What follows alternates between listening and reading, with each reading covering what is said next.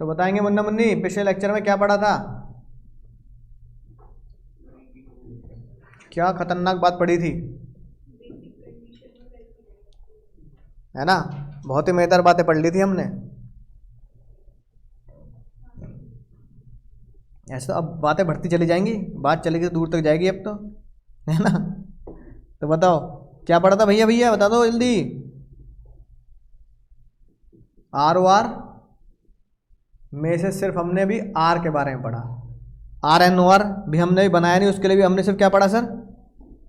Are के बारे में पढ़ा। ठीक है, कि रेजिडेंट कोई बंदा कब होता है, तो उसका हमने बहुत बढ़िया डायग्राम बनाया था, सार के बनाते तो बहुत बढ़िया, है ना? राइट। फिर हमने मुद्दे की बात पढ़ी, तोहफे, तोहफा तोहफा लाया लाया, तोहफे की बात पढ़ी थी हमने, याद आ गई बात? राइट। जिसमें जो इंडिया में घूमने आता है उसके लिए मुद्दे की बात है। 15 लाख से ऊपर 15 लाख से नीचे के हमने उसमें क्या करना पड़ता है? चेक करना पड़ता है।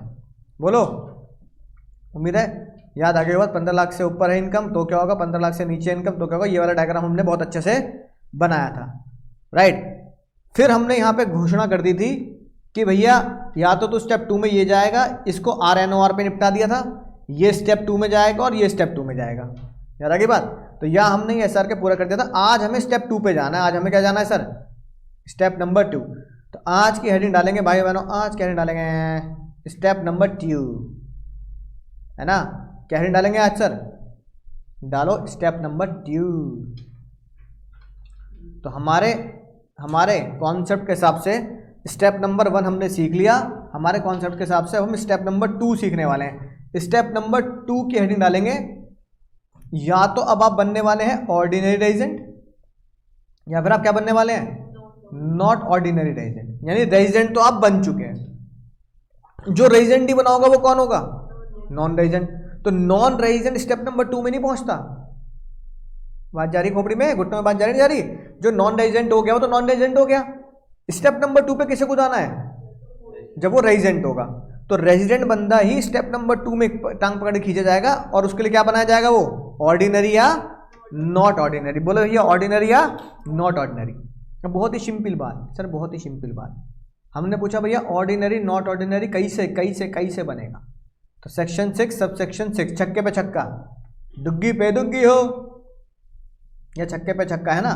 ये वाला गाना गाते हुए सेक्शन 6 ने बोला, सब सेक्शन 6 के साथ मिलके, कि कोई बंदा ऑर्डिनरी नॉट ऑर्डिनरी तब बनेगा अगर, अब होश में सुन लेना, पहली बात बहुत ही आसान, पहली बात बहुत ही ज्यादा आसान, अगर वो पिछले 7 साल में, कितने सालों में?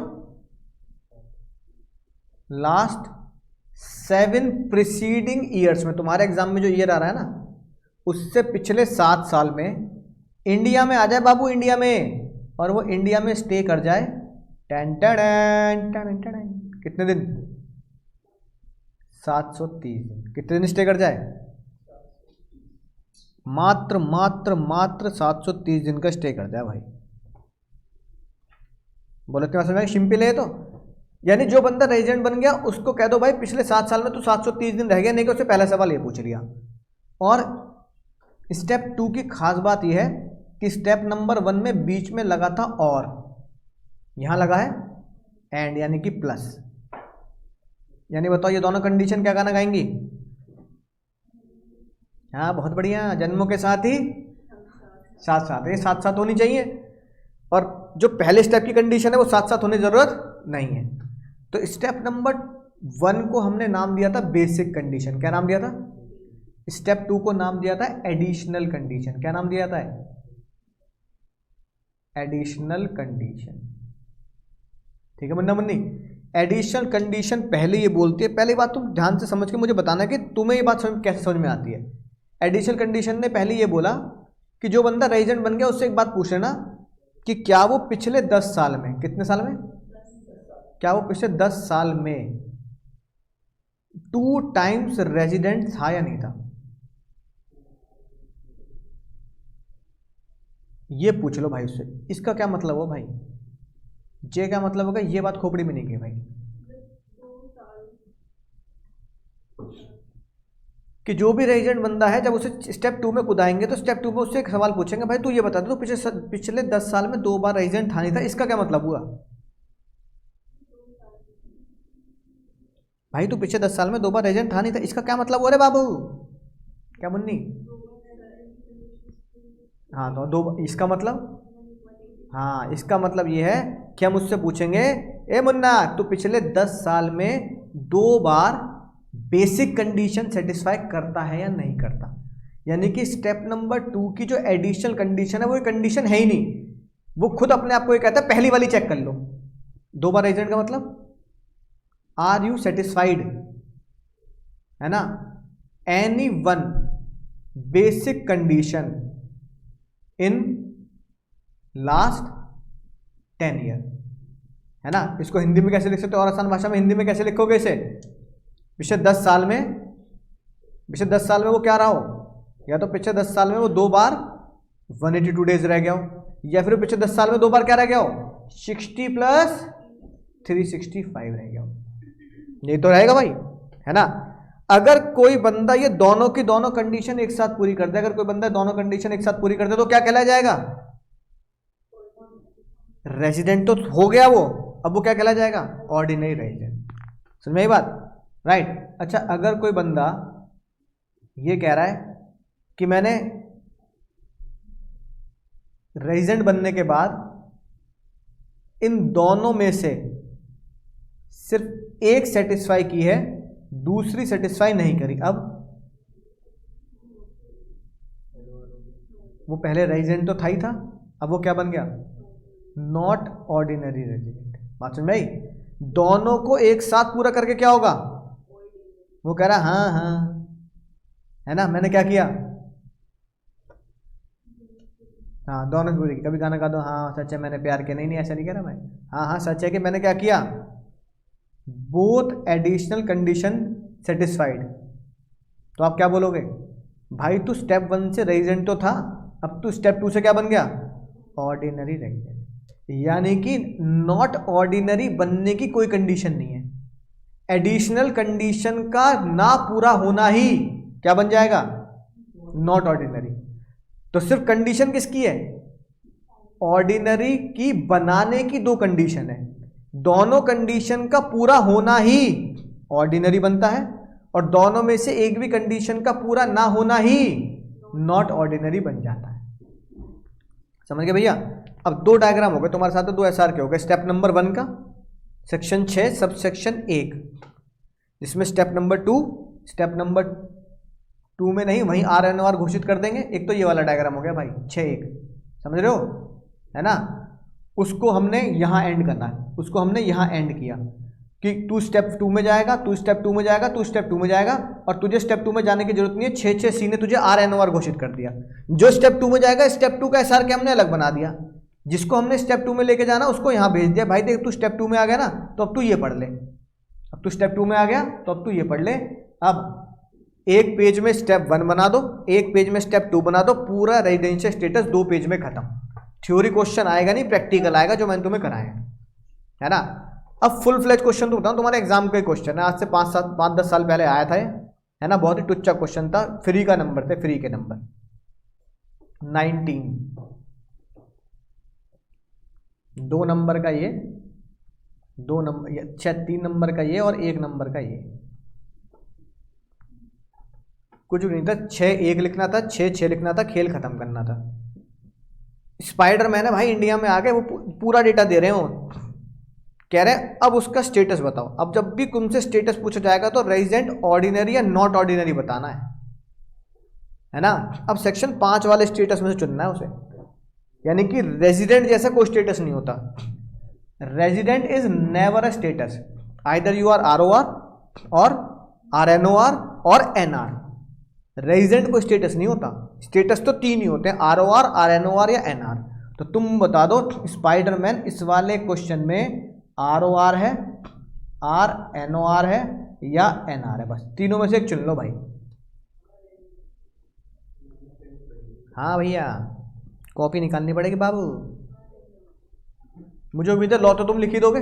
As per section 6(1) if person satisfy any of the basic condition, any of the basic condition, then he will become resident of India. Such basic conditions are 182 days in previous year or 365 days in 60 plus 365 days in last 4 years।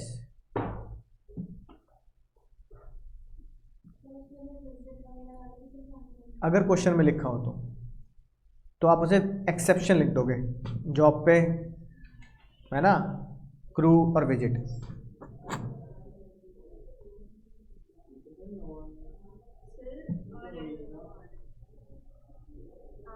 Addition भी satisfy कर दी मुन्नी, बहुत तेज, बहुत होशियार। ओम sorry. Online वाले कौन कितने दिन रहा और कैसे कैलकुलेट करते हैं भैया? कौन कितना रहा ये क्वेश्चन में दिया मिलेगा बाबू।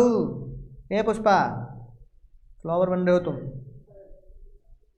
सर जो एडिशनल कंडीशन में है वो इमीडिएटली प्रीवियस ईयर के पहले के साथ साथ लेना है ना? हाँ, तुम्हारे हिसाब से क्या हुआ?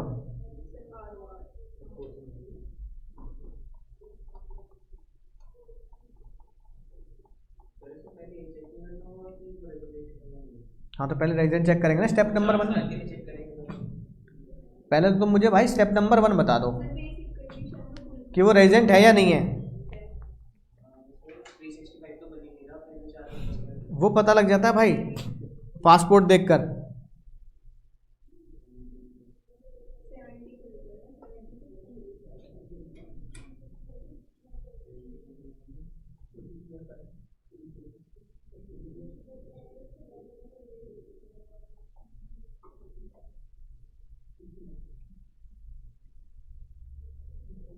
मैं ही निकलवाऊं, तुम नहीं निकालोगे नालायक हो। बस तुच्छी बात करी तुमने। आसान चीजें पूछते हैं इस में। एक बार रैंक होल्डर नहीं थे भैया हमारे, उन्होंने क्या बोलता, सीए तो 12वीं से भी आसान है। है ना, AIR 1 थी उनकी, उन्होंने ये तभी थोड़ी कंट्रोवर्सी में आया, वो हाईलाइट हुए। उन्हें हर साल रैंक 1 तो कोई ना कोई आता था, पर उनका ये इंटरव्यू की वजह से वो फेमस हो गए। हाँ, और CA 12 से भी आसान है। तो जो बेचारे लुढ़के बेचारे फाइनल में तो अगर हम उनकी थ्योरी पे जाएंगे CA 12 से भी आसान है, तो CA में फेल होने का कारण ये है कि आसान चीज़ हम करते नहीं है। जो भैया ने बोली अभी, सर आसान क्वेश्चन है मैं नहीं करूँगा प्रैक्टिस, और फिर CA पूछ क्या रहा है आसान, तभी तो लुढ़क रहे हैं हम, है ना। 60 डेज छोड़ो, पहले बताओ स्टेप नंबर 1 क्या बोलता है? 182 डेज इन प्रीवियस ईयर है क्या? 70 है ना।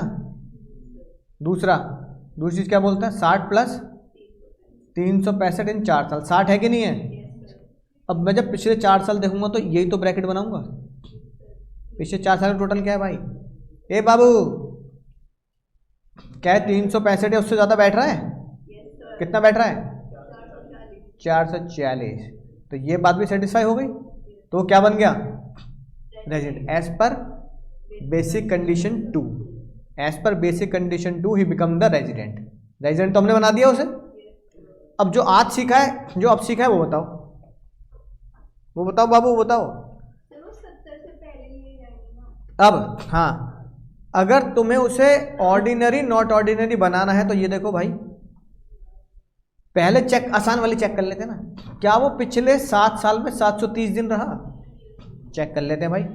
पिछले 7 साल ये रहे, पिछले 7 साल, पिछले मतलब इसको छोड़ दो, 2 3 4 5 6 7 यहीं तो आएंगे। क्या इन 7 साल में वो 730 दिन रहा?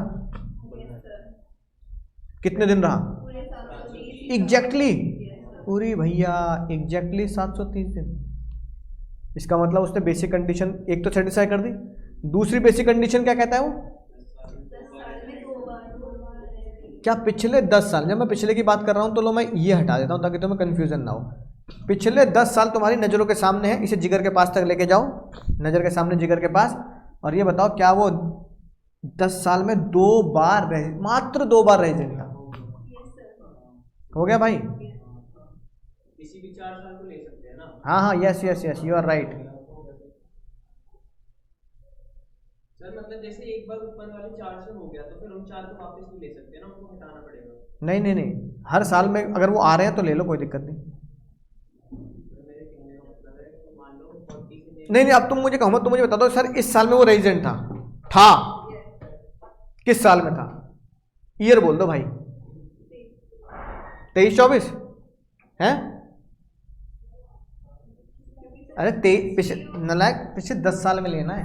23-24 में तो रेजिडेंट था नहीं, रेजिडेंट है। 17-18 में हो गया। पिछले 10 साल का डेटा चेक करना है, तुम प्रेजेंट साल का क्यों कर रही हो? एक बार तो 17-18 में भी हो जाएगा। पहले तुम्हें बिल्कुल आसान चीज नहीं दिख रही। 19-20 फिर तुम बोलो कि सर एक तो दूर से दिख रहा है, दूर से ही जो बच्चे बता दे। 19-20 में वो रेजिडेंट था बाय फर्स्ट बेसिक कंडीशन, यानी स्पाइडरमैन जब 2019-20 में इंडिया आया था तब हमने उसे अपना बना, हमने उसे रेजिडेंट बना लिया था, हमने उसे रेजिडेंट बना लिया था। स्पाइडरमैन कह रहा भाई एक बार और निकाल दो तो भाई मेरा काम खत्म हो जाए, या तो मैं ROR रहूंगा या मैं RNOR रहूंगा। तो तुमने उसे बोला कि सर वो 19-20 में रेजिडेंट था पास्ट टेंस की बात चल रही है, ब्लैक एंड व्हाइट जमाने की। 20-21 में था पक्का? कहीं से? हाँ, अगर 20-21 का डेटा चेक करना है तो 20-21 के डेटा के लिए मुझे 182 चेक करना पड़ेगा, और अगर वो 182 नहीं होगा तो 60 + 365 चेक करना पड़ेगा। तो बताओ क्या वो 60 हो गया? अब पिछले 4 साल का टोटल ये बैठ गया, जो रेड पेन का डब्बा बना इसका टोटल कितना?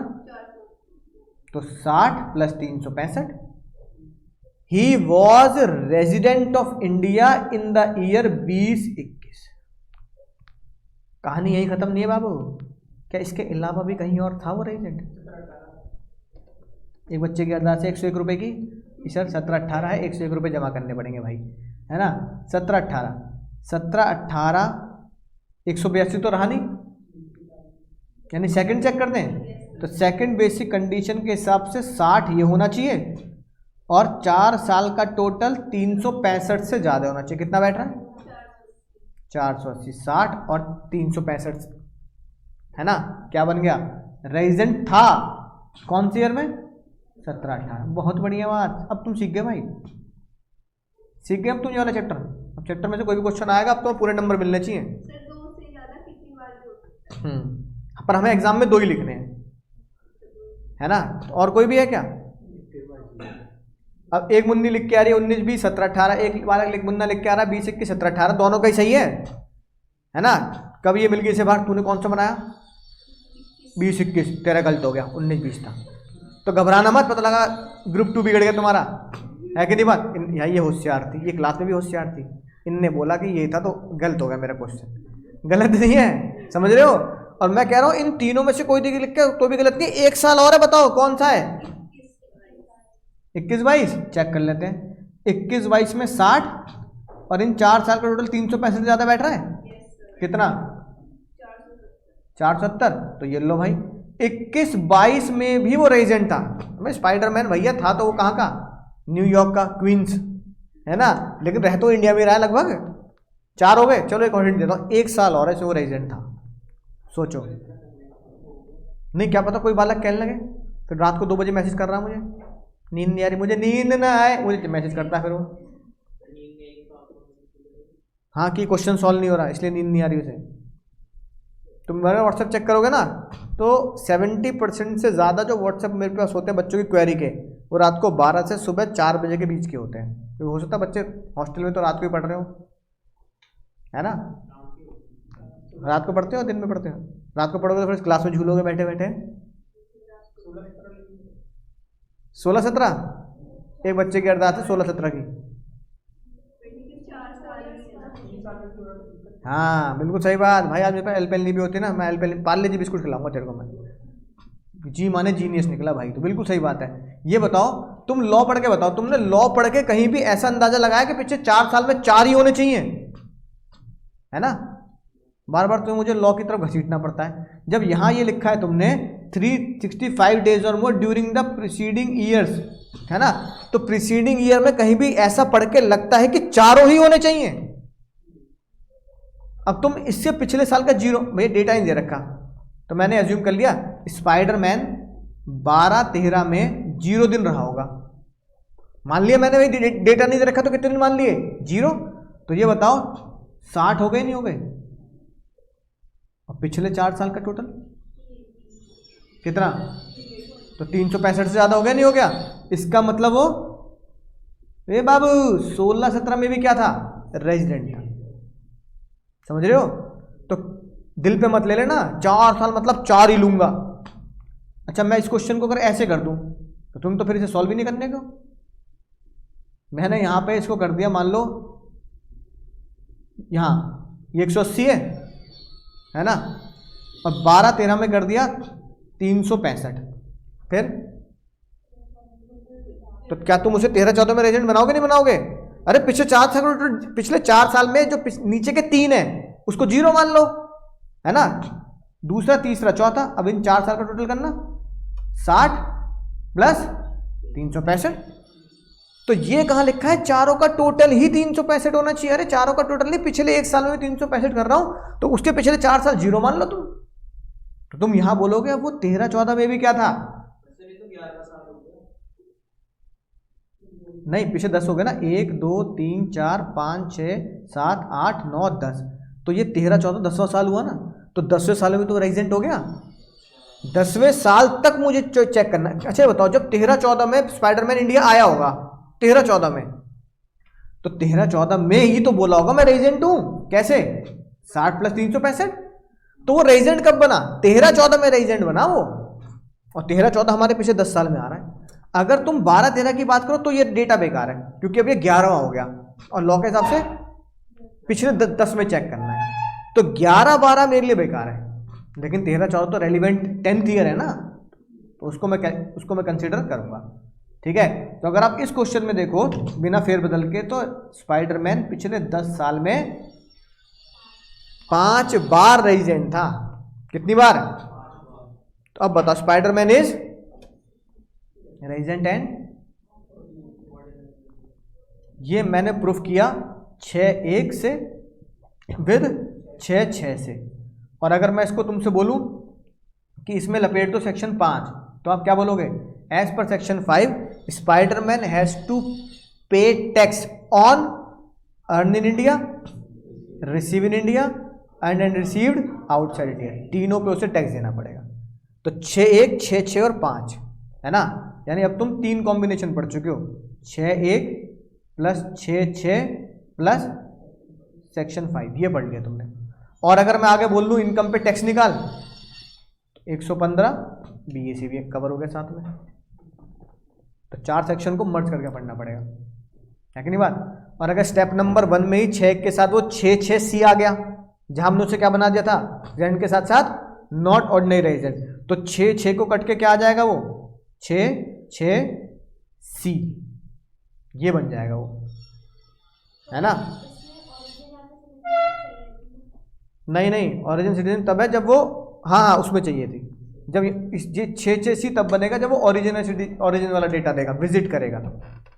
ये वाला लॉ तो विजिट पे लग रहा है ना, तभी तो उसने स्टेप 2 की बजाय हमने उसे क्या कर दिया था? RNOR घोषित कर दिया। तो 6-6 तो कहता है, तू तो वहीं क्या बन गया? RNOR। तुझे 6-6 में ले जाने की जरूरत नहीं है।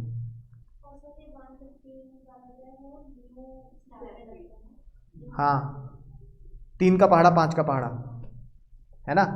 20 बता दो, अब तो 20 तुम्हारे लिए टुच्चा है एकदम। क्या तुम्हारा आंसर डिफरेंट हो जाएगा अगर 20-21 में वो 80 दिन रुके? तो यानी कि 20-21 में वो 90 की जगह कितने दिन रुके?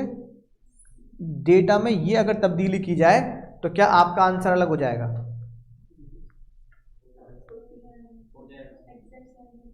नहीं यार मुन्नी, पहला चेक मैं करता हूँ, पिछले 10 साल में क्या, पिछले 7 साल में 730 दिन रहा? चेक करना जरा, 1 2 3 4 5 6 7, इसका टोटल करना 720। क्या वो पिछले 7 साल में 730 दिन रहा? अगर तुमने उसका यहां पे कांटा लगा दिया यहां पर, तो फिर इसे चेक करने की जरूरत, क्योंकि ये क्या गाना गाते हैं? हम साथ साथ हैं। अब तुम ये तो कह दोगे पिछले 10 साल में 2 बार नहीं, पिछले 10 साल में वो 5 बार रेजिडेंट था, लेकिन भाई 730 दिन वाली तो पूरी नहीं करी। तो जन्मों के साथ ही हम साथ, ये साथ साथ जहां जाएंगे साथ साथ जाएंगे, तू जहां मैं वहां, हम बने तुम बने एक दूसरे के लिए। एक बच्चा छूटा सुरक्षा का चक्र टूटा। अब आप इसे क्या घोषित कर दोगे? अब आप कहोगे in this question he will become resident but, क्योंकि उसको 720 दिन की वजह से NOR बन गया। समझ गए मुन्ना? ये थी बहुत ही मजेदार बात।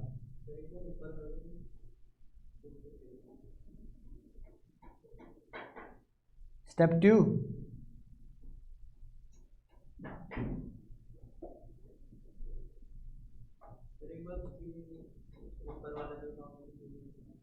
वो तो पिछली क्लास में फोटो ली होगी। इसका तो सॉल्यूशन भी कराया था कमला हैरिस वाला।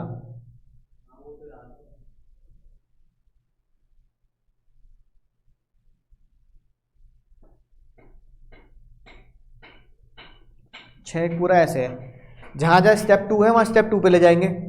स्टेप 2 हमारा क्या है? 6, और जहाँ स्टेप 2 नहीं जा रहा है इसका मतलब उससे पहले क्या कर दिया गया है? RNOR घोषित कर दिया गया है।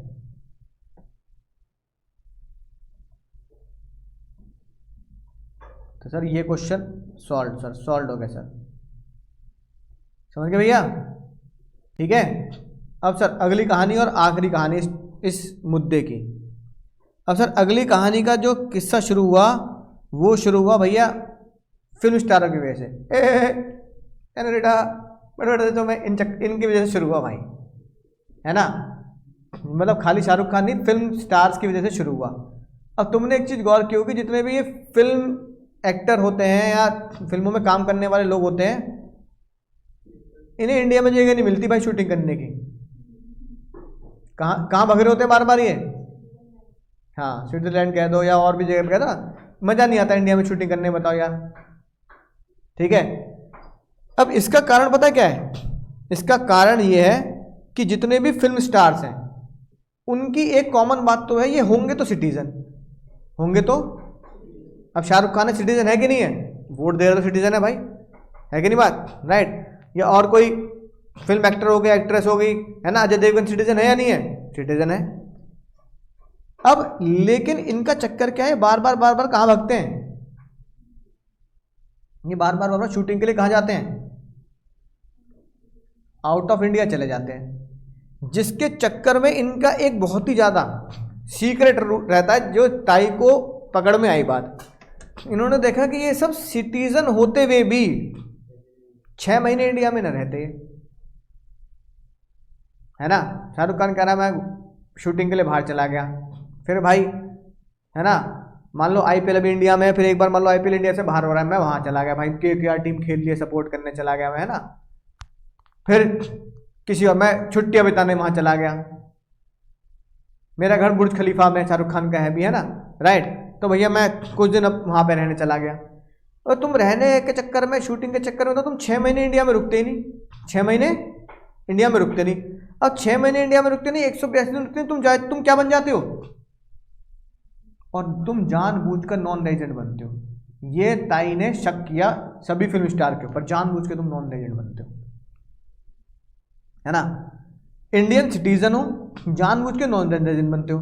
फिर ताई ने चेक किया कि इंडिया में कितना पैसा कमा लेता है ना? इंडिया में कितना पैसा कमा लेता है, तो देखा इंडिया में पैसा कमा रहे हैं, है ना? इतना कमा रहे हैं कि टैक्स तो दे देते हैं। लेकिन फिर ताई ने बोला इंडिया में तो पैसा कमा के अन इंडिया से नॉन रेजिडेंट बंदा टैक्स देगा ही देगा। मुद्दा ये कि इनसे ये चेक करो कि ये विदेश में कितना पैसा कमाते हैं।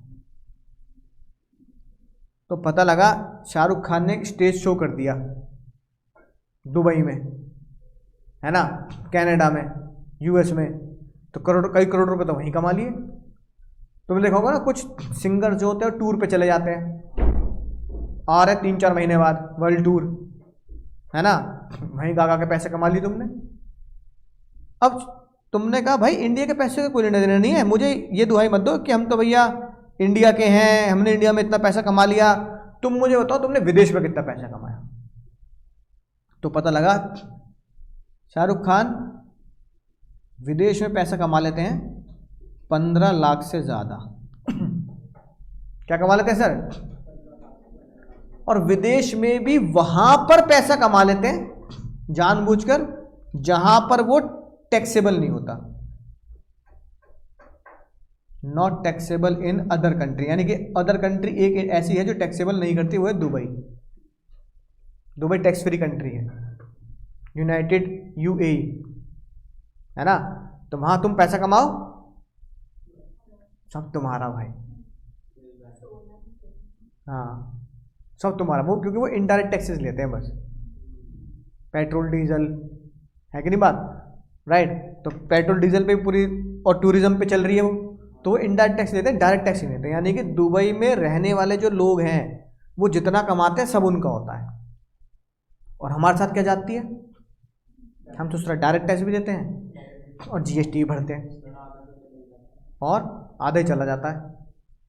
30% तो तुम डायरेक्ट टैक्स भरोगे, और जीएसटी कम से कम 18% होता है सभी चीज़ों पर, है ना। और थोड़ी लग्जरी चीज पे चले जाओगे तो 28% भी होता है, कार खरीदो 28%, है कि नहीं बात। तो इतना 28% टैक्स होता है ना। विदेशी यात्रा करो तो 28% टैक्स, थोड़ा सा लग्जरी उसमें चले जाओगे, है ना। और 18 तो है ही, कपड़े खरीद लो 18, मैं तुम्हें पढ़ा रहा हूँ तो टैक्स कितना है फीस में तुम्हारी 18%, 18 तो है ही जेन्युइन, है कि नहीं बात। तो 18 और 30, और फिर शिक्षा के पैसे, सरचार्ज, है कि नहीं। तो मोटा मोटी कमाई का 50% कौन ले जाता है, ताई ले जाती है, दोनों तरीके से, दोनों तरीके से, डायरेक्ट टैक्स भी और तुमने कपड़े खरीदे भाई, ये बैग खरीदा, कॉपी खरीदी, चश्मा खरीदा, है कि नहीं बात, सब पे क्या 18% का टैक्स है ना। और अगर तुम्हारे पिताजी 30% के स्लैब रेट में आ रहे हैं तो 30% अलग, तो कमाई का 50% तो कौन ले रहा है, बताओ यार, गलत बात है कि नहीं। इसलिए नाचता है वो शाहिद कपूर, गंदी बात, गंदी गंदी गंदी बात, बताओ। 50% सोचो भाई, तुम्हारी जॉब लगी, तुमने काम किया, तुम्हारा पैकेज 20 लाख का, 25 लाख का, 50 लाख का, तो 50 लाख में से 25 लाख तुम सरकार को दे रहे हो हर साल, 25 लाख ही गुजारा है तुम्हारा। एक्स से कहने में तो अच्छा लगा था, दिल मेरा धड़कन तेरी, ताई से कहने में अच्छा नहीं लगता कि पैसा मेरा और कमाई तेरी, ऐसा नहीं होता, दिल मेरा धड़कन तेरी चल जाता है। लेकिन ताई ने कह रखा है कि पैसा तेरा कमाई मेरी। 50%, 20% मतलब 31-32% डायरेक्ट और 18% इनडायरेक्ट। तभी तो हमारे देश में लोग टैक्स की चोरी में लगे रहते हैं, कैसे भी बचा लो, 50% देने में दर्द होता है कि नहीं बात, राइट, ऑब्वियसली बात है। तो ताई अब क्या कह रही, ताई कह रही भाई इसी चोरी के चक्कर में सबसे बढ़िया जुगाड़ पता क्या है भैया, इंडिया में रहो मत, तुम कहाँ ना रहो, बस कमाई का तरीका ऐसा निकालो कि इंडिया में रहना ही ना पड़े, है ना। तभी लोग, तुमने देखा होगा ज़्यादातर, डंकी पिक्चर देखी, डंकी, हाँ, ज़्यादातर वो डोंकी फ्लाइट पकड़ने की कोशिश करते हैं, इंडिया में ना रह के विदेश में रह लेंगे, है ना। चाहे विदेश में रिक्शा चला लें हम, है कि नहीं बात। तो इंडिया से कमाई भी ज़्यादा और थोड़ा टैक्स में भी बचत, राइट, इसलिए लोग जाना पसंद करते हैं। अब यहाँ ताई ने देखा दुबई तुमसे टैक्स ले रहा, 15 लाख से ज़्यादा कमा रहे हो, सुनना ध्यान से, बहुत खतरनाक बात। ताई ने कहा सिटीजन है, 15 लाख से ज़्यादा है, दुबई तुमसे पैसे नहीं ले रहा, तो मैं तुम्हें नॉन रेजिडेंट होते हुए भी, सुनना ध्यान से, क्या होते हुए भी, नॉन रेजिडेंट होते हुए भी, मान ना मान, मैं तेरी मेहमान, तुझे क्या मान लूंगी, रेजिडेंट एंड ना ऑर्डिनरी नहीं, नॉट ऑर्डिनरी रेजिडेंट, इस दर्जे को मैं इसमें कन्वर्ट कर दूंगी।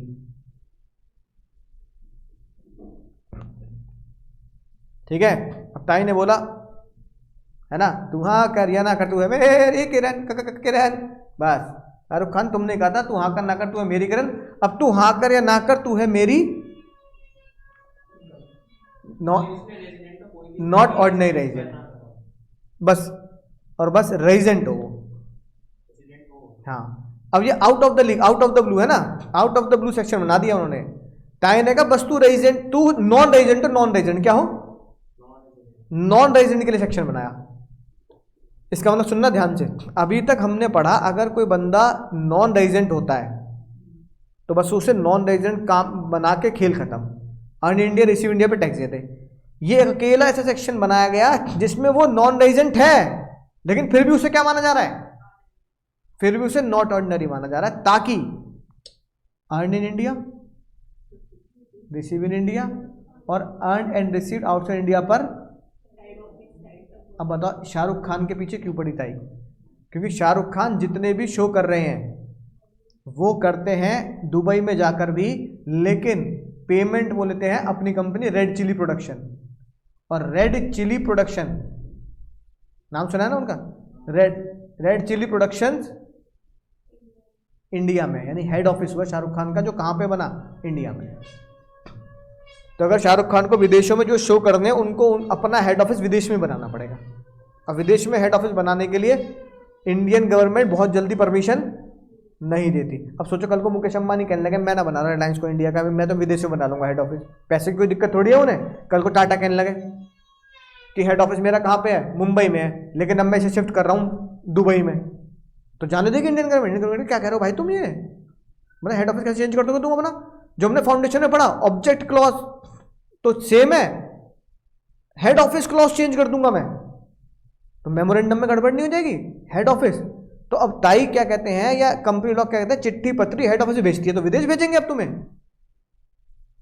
है ना? तो इतनी जल्दी हेड ऑफिस क्या होता है, चेंज नहीं हो सकता। और कुछ सोचो कल को क्या कहते हैं माइक्रोसॉफ्ट वाले कहने लगे, बिल गेट्स इंडिया वाले बुला रहे हैं मुझे, कह रहे तू इंडिया आ जा तुझे टैक्स फ्री कर देंगे, तो जाने देंगे यूएस वाले?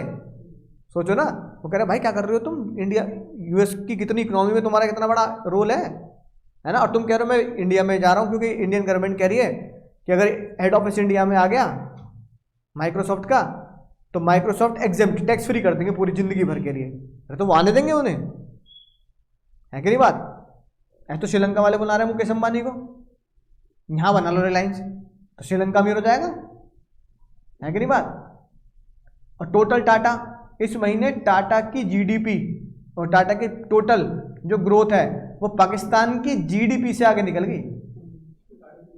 हाँ अभी पिछले हफ्ते लास्ट वीक, यानी टाटा की GDP is more than Pakistan GDP, एक देश की जीडीपी से। बांग्लादेश श्रीलंका की तो बात भी नहीं कर रहे हम, पाकिस्तान की जीडीपी से ज्यादा है। तो अगर टाटा वाले श्रीलंका शिफ्ट हो जाएं तो श्रीलंका की जीडीपी पाकिस्तान से ज्यादा हो जाएगी, सोचो तुम। और श्रीलंका पाकिस्तान क्या है, बहुत छोटा देश, टूरिज्म पे तो है मेनली वो, है ना? खेती बाड़ी तो होती नहीं, समुद्री इलाका है सारा, सोचो। तो जाने देंगे हम टाटा को? तो हेड ऑफिस चेंज करना इतना आसान नहीं होता, है ना? जितना हमें लगता है सर शाहरुख खान से कह दो ना हेड ऑफिस कहाँ ले जाएं, दुबई ले जाएं, नहीं ऐसे नहीं हो सकता। बहुत सारी नॉर्म्स होती हैं जो पूरी करनी पड़ती है, तुम सीए फाइनल में और अदर एक्ट के अकॉर्डिंगली पढ़ेंगे। तो अब हेड ऑफिस रेड चिली जब इंडिया का है और दुबई में शाहरुख खान स्टेज शो कर रहे हैं या पिक्चर रिलीज कर रहे हैं, तो वो नॉन रेजिडेंट होते हुए भी क्या माने जाएंगे? तो हेड ऑफिस की जो इनकम होगी वो सब इंडिया में टैक्स देनी पड़ेगी, इवन अर्न आउटसाइड इंडिया, है ना? ये चक्कर सभी फिल्म, अब ऐसे राजा मौली को ले लो, राजा मौली RRR बना दी, बाहुबली बना दी, तो खाली इंडिया में रिलीज हुई, विदेश में रिलीज हुई। हेड ऑफिस का है हैदराबाद, हेड ऑफिस का राजा मौली का हैदराबाद फिल्म सिटी। तो भैया तुम विदेश में पैसा कमा रहे हो और इंडिया में टैक्स नहीं दे रहे भाई, तो तुम नॉन रेजिडेंट बन जाओ, हमें कोई दिक्कत नहीं, लेकिन हम तुम्हें क्या मानेंगे? RNOR मानेंगे। बात समझ में आई? बोलो भैया समझ गए? इस प्यार भरे सेक्शन का क्या नाम है? 6(1)(a) क्या नाम है ये रहा। देखो सबसे पहली बात जो ताई ने बहुत गलत करी, पूरे इस सेक्शन में कहीं ये डाला ही नहीं कि वो नॉन रेजिडेंट है, बस क्या डाल दिया, इंडिविजुअल क्या होना चाहिए, सिटीजन। लेकिन तुम लिख लो ये राज की बात कि वो क्या होना चाहिए, नॉन रेजिडेंट। इनकम है ना, other than income from foreign sources, income कितनी है उसकी, 15 लाख से ज्यादा इंडियन इनकम, है ना? अदर देन फॉरेन सोर्स मतलब इंडियन इनकम, इंडियन इनकम कितनी है, 15 लाख से ज्यादा। हम उसे जबरदस्ती क्या मान लेंगे? अब देखो कितनी गलत बात है, पहले तो यहां बोला रेजिडेंट मानेंगे। अगर वो दुबई में टैक्स देने के लिए लायबल नहीं है, या फिर वो किसी और देश में डोमिसाइल लेना चाहता है, डोमिसाइल मतलब रहने की सोच रहा है, जैसे तुम अपना डोमिसाइल देखोगे तो तुम्हारा डोमिसाइल यूपी है, मेरा डोमिसाइल यूपी है, कि मैं यहाँ रह रहा हूँ और आगे भी यहीं रहने की मंशा है। तो डोमिसाइल का मतलब होता है कि मैं यहाँ पे रह नहीं रहा, पर मेरी इरादा मंशा है कि मैं उस देश में जाके रहना चाहता हूँ, है ना? तो आपको रेजिडेंट के साथ साथ क्या माना जाएगा, और ये बात लिख दी 6(6)(d) में। तो 6(1)(a) ने बनाया रेजिडेंट और 6(6)(d) ने क्या बनाया? सिंपल 3 कंडीशन पूरी कर देना भाई लोग। क्या पूरी कर देना? नॉन रेजिडेंट हो, इंडियन इनकम कितनी हो, इनकम हो मोर देन 15 लाख, प्लस दूसरी कंट्री में क्या ना दे रहा हो, टैक्स। तो दुबई वो कंट्री है जहां पे टैक्स नहीं लगता, लेकिन एग्जाम में क्वेश्चन में लिखा मिलेगा, है ना। मान लो एग्जाम में क्वेश्चन में कोई क्यूबा लिख दिया, क्यूबा, अब मैं क्यूबा का लॉ थोड़ी पढ़ूंगा भाई कि क्यूबा में इनकम कमाते हुए टैक्स होता ही नहीं होता। वो लिखेगा ब्रैकेट में income not tax in such country, कि क्यूबा एक ऐसा देश है जहां पर इनकम पर क्या नहीं लगाते, टैक्स नहीं लगाते। तो क्वेश्चन में लिखा मिलेगा, क्योंकि बहुत लोगों को ये भी नहीं पता होता कि दुबई टैक्स फ्री है, डायरेक्ट टैक्स फ्री है ना। तो इसमें बच्चे की गलती नहीं है, क्योंकि हमें दूसरी कंट्री का लॉ पढ़ने की जरूरत नहीं। याद आ गई बात। तो 6(1)(a) जबरदस्ती फिल्म स्टार्स को लपेटने के लिए बनाया गया, है ना। अब क्वेश्चन तो बनता है, क्वेश्चन लिखते हैं भाई, देखते हैं कितनी बात तुम्हारी खोपड़ी में घुसी है इस पूरे चैप्टर में। चैप्टर समाप्त, है ना। क्वेश्चन लिखते हैं, लिखो। Shahrukh Khan is Indian citizen. मैं बोल रहा हूं तुम लिखो, है ना। ऑनलाइन वाले भी साथ साथ लिखेंगे। Shahrukh Khan is Indian citizen having income in Dubai. Dubai जिसपे यहाँ पे टैक्स नहीं लिया जाता, where he is not liable to pay tax.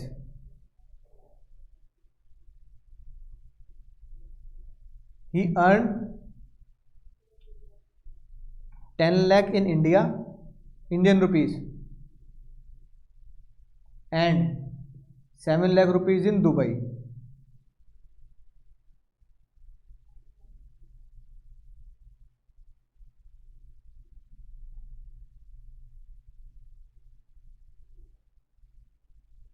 है ना। His business setup in Mumbai, business का सेटअप मुंबई में है।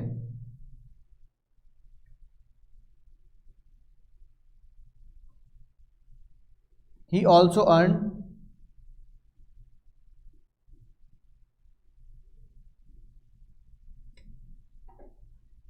Professional income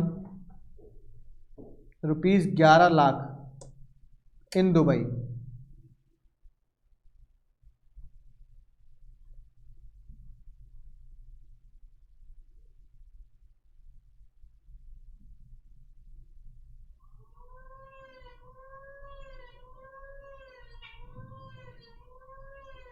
question number 1, he visit India 100 days। बताओ भाई लोगों।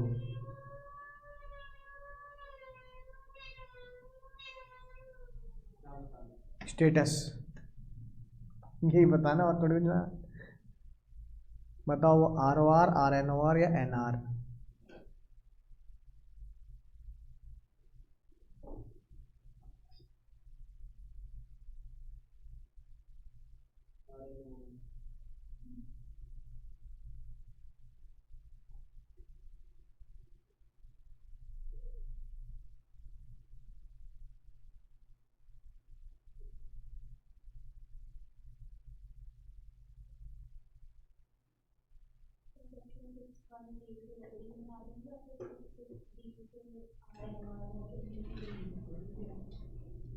विजिट वाला लॉ लग रहा है, विजिट वाला।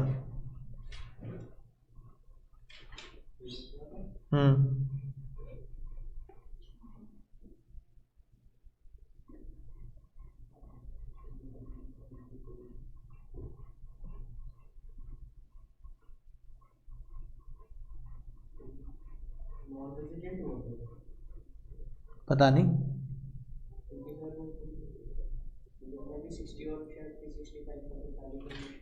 पहले सिंपल लॉ लगाओ। 6(1) सिंपल। 6(1) बताओ।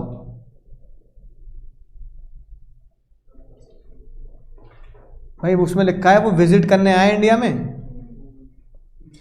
ठीक है, सिटीजन है, विजिट करने आया है। 6 के हिसाब से कौन सा लॉ लगेगा? 15 लाख से वाला। अब बताओ इंडियन इनकम 15 लाख से ज़्यादा है या नहीं है?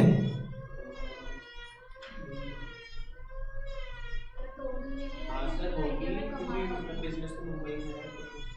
हाँ, इंडियन इनकम क्या होती है? इंडियन इनकम होती है earn in India plus receive in India plus earn and receive outside India, जिसका एचओ इंडिया में हो, यही तो होता है इंडियन इनकम। तो सबसे पहले मुझे देखना पड़ेगा इंडियन इनकम, है ना, क्योंकि जब वो कोई बंदा विजिट पे आता है और वो इंडियन सिटीजन या ओरिजिन हो, याद आई बात, तो 15 लाख से ज़्यादा है तो अलग डेज होते हैं, 15 लाख से कम है तो अलग डेज होते हैं। तो चेक करो क्या Indian income earn in India 10 lakh, Dubai क्या हो गया, और ये 11 लाख और है जिसका सेटअप कहां पे है? मुंबई में, है ना, राइट। ओ सॉरी सॉरी सॉरी, ये 7 लाख दुबई में जिसका सेटअप कहाँ है? मुंबई में। तो अगर तुम देखो तो अर्न इन इंडिया कितने हो गए भाई? अर्न इन इंडिया हो गया 10 लाख, रिसीव इन इंडिया नील, और earn and plus receive outside India कितना हो गया? 7 लाख। तो टोटल कितना हो गया? तो क्या उसकी इंडियन इनकम 15 लाख से ज़्यादा हो गई? इंडियन इनकम, क्योंकि 6-1 तो इंडियन इनकम को कैलकुलेट करता है। क्या इंडियन इनकम 15 लाख से ज़्यादा है? अगर इनकम 15 लाख से ज़्यादा है तो उसके दिन बताओ अब। 182 और 120 ये बनते हैं 60 को काट कर 120। क्या अपने प्रीवियस ईयर, जो मेरे एग्जाम में आ रहा है, अपने प्रीवियस ईयर में क्या वो 182 दिन रहा? कितने दिन रहा? 100। 182 तो रहा नहीं। क्या 120 दिन रहा? नहीं। तो इसका चेक करने का कोई मतलब नहीं बनता। इसके हिसाब से वो क्या बन गया? चेक कर लो पिछले वाला एसआर के step number 1, as per section 6 subsection 1 he become NR. बोलो खेल खत्म? नहीं? बोलो खेल खत्म हो गया नहीं हो गया? यही स्टेप 2 की जरूरत नहीं, स्टेप 2 6 है।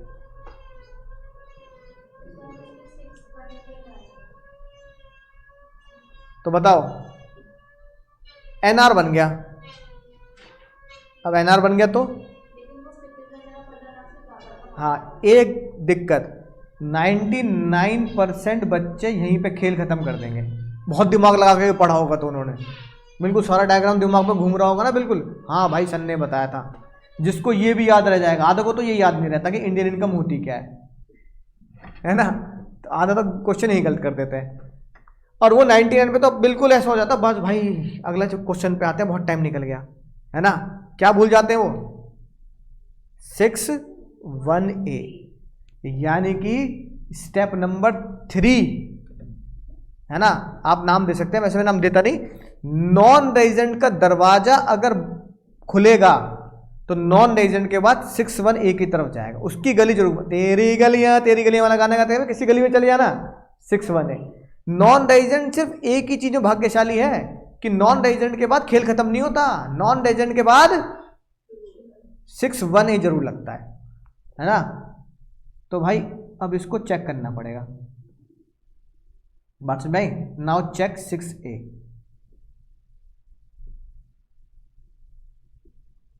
6(1)(a) की कंडीशन पढ़ना।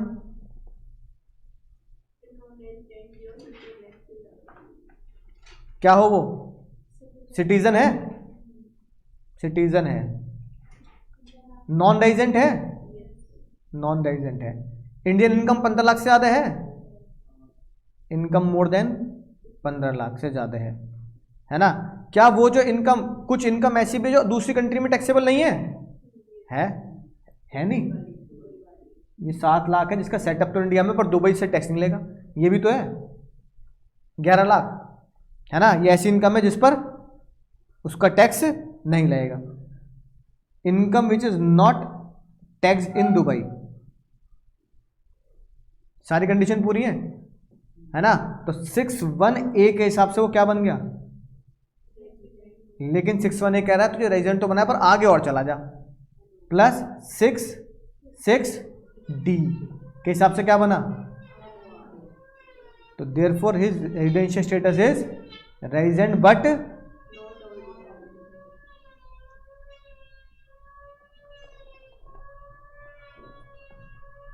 समझ में आ रही बात भैया? नॉन रेजिडेंट पे लेके खत्म मत कर देना,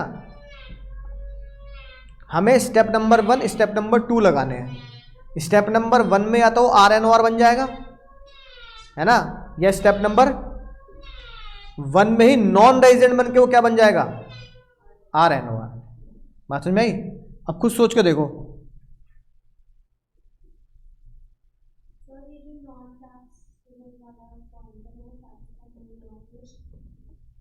तो फिर नॉन रेजिडेंट रहेगा वो।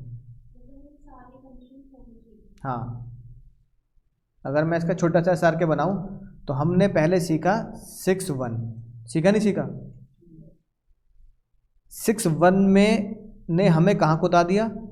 6-6 पे कुदा दिया, यहीं तो कुदाया 6-1 ने। अगर तुम्हारा 6-1 सेटिस्फाई नहीं होता, इफ़ नॉट सेटिस्फाई 6-1, तो तुम क्या कहलाए जाओगे? NR। और अगर तुम NR कहलाए गए तो तुम्हारा यह धर्म कर्म बनता है कि तुम 6-1A की गली में जरूर घूम के आना है, जो 6-6D के साथ मिलकर तुम्हें क्या बना देगा? RNOR बना देगा। तो 6-1 बहुत ईमानदार से चेक करना है। 6-1 में अगर आप रेजिडेंट हो तो 6-6 पे तुम्हें आप क्या ये 6-1 मेरा स्टेप 1 है ना, अगर स्टेप 1 में आप रेजिडेंट हो तो स्टेप 2 में चले जाना। अगर स्टेप 1 में आप नॉन रेजिडेंट हो तो स्टेप 2 के रास्ते बंद है तुम्हारे लिए, फिर कहाँ जाना है? 6-1A पे जाना है। तो मुद्दे की बात यह है कि क्या मैं इसमें कवर हो रहा हूं या नहीं हो रहा। 6-1A में विजिट वाले में एक झोल है। विजिट में अगर तुम लपेटे में आए और 120 दिन वाला काम पूरा कर दिया तो तुम वहीं पे RNOR घोषित कर दिए जाओगे। क्या घोषित कर दिया होगे? RNOR। तो यानी 6-1A के साथ बीच में पड़ता है तुम्हारा 6-6C, है ना। 6-6C वाला कॉन्सेप्ट नहीं है तो तुम स्टेप 2 में कूद जाना। तो SR के 1 में, है ना, स्टेप 1 के डायग्राम से तुम्हें बात समझ में आ जाएगी। ठीक है, अब इसको एक छोटी सी अपडेट कर रहा हूं इसको, ताकि तुम्हें ये बात स्टेप 1 में याद हो जाए। अब तुम सबने स्टेप 1 तो बनाया ना 6-1, है ना, या घर जाके बनाओगे चलो आज फाइनल। तो इसको जब तुम बनाओगे तो एक चीज मैं इसमें ऐड ऑन कर देता हूं तुम्हारी समझ के लिए। इसको हटाता हूं, है ना। कमला हैरिस वाला क्वेश्चन तुम कर ही लोगे। अब ये तुम्हारा स्टेप नंबर 1 है। ठीक है, इतनी बात समझ में आ गई? पिछली क्लास से पढ़ रहे हैं। ये वाला 6-6C है, बस बाकी सब स्टेप 2 में जा रहे हैं। अच्छा, 6-1 कहता है अगर बेसिक कंडीशन में से कोई भी एक कंडीशन सेटिस्फाई करोगे तो तुम क्या बन जाओगे? रेजिडेंट। तो 6-1 साथ में ये भी तो कहता है इफ नॉट सेटिस्फाइड, बोलो, not satisfied any of the basic condition. दोनों में से कोई भी कंडीशन सेटिस्फाई नहीं करी, ना मैंने 182 वाली सेटिस्फाई करी, ना मैंने 60 + 365 वाली सेटिस्फाई नहीं करी, तो बताओ मैं कौन? तो मैं नॉन रेजिडेंट। और अगर मैं नॉन रेजिडेंट हूं तो आज का कॉन्सेप्ट क्या बोलता है? अगर मैं नॉन रेजिडेंट हूं तो आज का कॉन्सेप्ट क्या बोलता है? नाउ चेक, हाँ, 6-1A एंड 6-6D। तो अब तुम कह सकते हो कि इस यहां से जोड़ देता हूं, चलो, है ना। अब तुम कह सकते हो ये बन गया मेरा तीसरा मामला। तो 1, 2 सेकंड कंडीशन और 3 अगर मैं दोनों में से कोई भी सेटिस्फाई नहीं करता। तो अब तुम नॉन रेजिडेंट बनने के बाद 6-1A और 6-6D में जाओगे।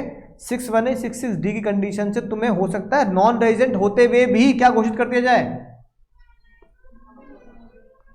तो ये अब कंप्लीट है, 100% कंप्लीट है। अब इससे बाहर क्वेश्चन नहीं आएगा किसी भी किताब का। ICI छोड़ो, पूरे इंडिया में किसी भी टीचर का, किसी भी यूनिवर्सिटी का क्वेश्चन उठा लेना, इससे बाहर क्वेश्चन नहीं बन सकता। इसी एक डायग्राम से सॉल्व है ना। बस प्रैक्टिस होनी चाहिए करने की। किसी भी किताब, किसी भी टीचर की, किसी भी किताब से कोई भी क्वेश्चन आ जाए, इससे बाहर क्वेश्चन नहीं बनेगा।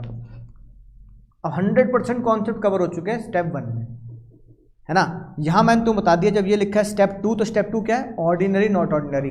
पिछले 10 साल में 2 बार रेजिडेंट और पिछले 7 साल में 730 दिन।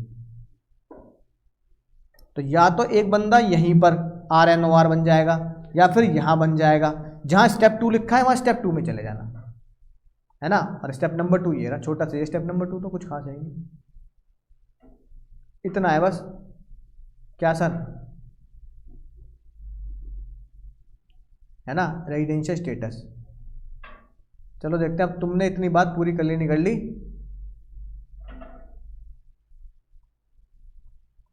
ये रहा शाहरुख खान वाला क्वेश्चन, ये नोट कर लिया। क्वेश्चन 2 लिखो अब, he does not visit to India. अब बताओ भाई, क्वेश्चन 1 में क्या था, वो कितने दिन रहा था, 100। क्वेश्चन 2 लिखो, ही डज नॉट विजिटेड इंडिया। बोलो भाई अब क्या कर लोगे तुम।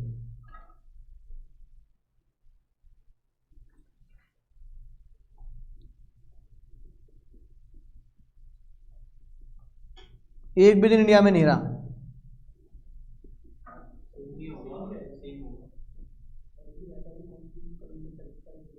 पक्का आंसर क्या आएगा, RNOR। रीजन, हाँ चेक कर लेते हैं, देखो अब ध्यान से देखना।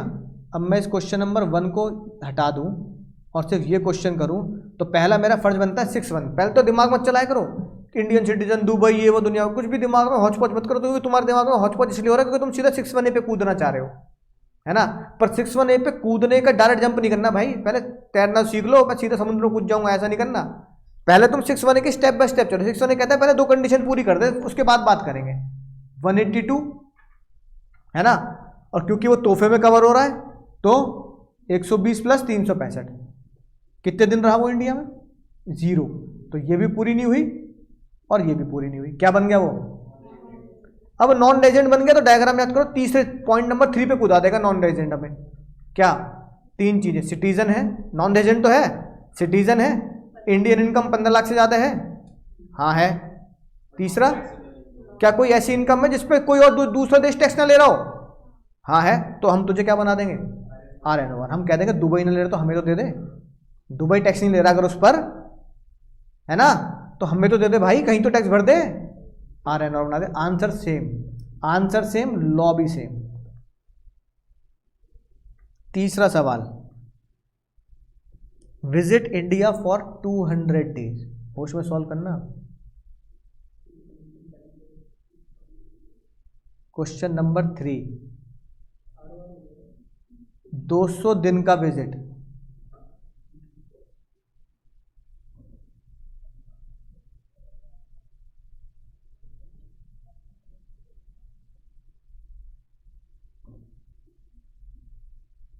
टुच्च लगेगा तुम्हें, बिल्कुल टुच्ची बात लगेगी। इधर उधर की बातें मत लिखो, पहले सिंपल स्टेप बाय स्टेप चल लो भाई। विजिट है, सिटीजन है, तोहफा लगा दो, लगा दिया। तोहफे में पहली कंडीशन क्या बनी, 182। दूसरी कंडीशन क्या बनी, 120, क्योंकि वो earn total income of India कितनी बैठ रही है, 15 लाख से ज़्यादा, 120। क्या वो इंडिया में 182 दिन रहा, रहा, रहा, तो यहीं वो क्या बन गया, रेजिडेंट हो गया, है ना। बोलो भैया,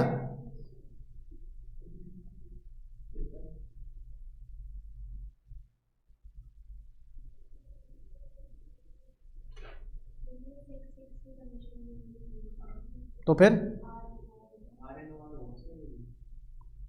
अब 15 लाख से ज्यादा होती है और 120 दिन वो रह लेता है, हाँ तो सीधा ही हो जाता है ना। चेक कर लेते, चेक कर लेते। तुम अपने डायग्राम पे भरोसा रखो बस।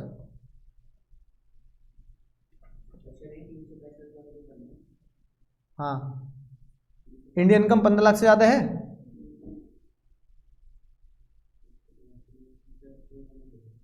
और 120 दिन, है ना। अब देखो ये, और यहाँ क्या है, 120, है ना। अब ये बताओ, 15 लाख से ज़्यादा है, इंडियन इनकम है 182 दिन इंडिया में रुक रहा है, तो ताई उसे कहाँ भेजेगी? स्टेप 2 पे भेजेगी। हाँ, उसकी इन्फॉर्मेशन नहीं है, पर इन्फॉर्मेशन होगी तो हम क्या करेंगे? हाँ, फिर स्टेप 2 लगाएंगे, है ना? ठीक है।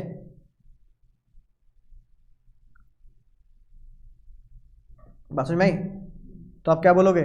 नाउ RNOR बनाने के लिए उसे करना पड़ेगा, हाँ, स्टेप 2 में भेजना पड़ेगा। आखिरी क्वेश्चन, रेजल्ट हो गया। नाउ अप्लाई 6 ठीक है ना? या फिर आप अजम्पशन ले सकते हो, अज्यूमिंग कि भाई इस साल वो कितने दिन आया है? 200। तो आप अजम्पशन ले सकते हो। वैसे तो एग्जाम में पूरा क्वेश्चन होगा कि assuming that in last 4 years, है ना, oh in last 7 year he stayed, और in last 10 year 2 time resident, है ना, कि as per section 6 subsection 6 assuming both the conditions are satisfied therefore he become resident and ordinary resident. Reverse assumption भी ले सकते हो। वो हमें नोट्स बनाने पड़ेंगे, जैसे अकाउंट्स में नीचे नोट्स तो लिखते हैं नोट्स, तो हमें उसमें नोट्स में देना पड़ेगा कि मैं अज्यूम क्या कर रहा हूँ, हाँ, कि मेरा ROR या RNOR का बनाने का मकसद क्या है। ठीक है ना? अच्छा चलो, इसकी जगह 200 की जगह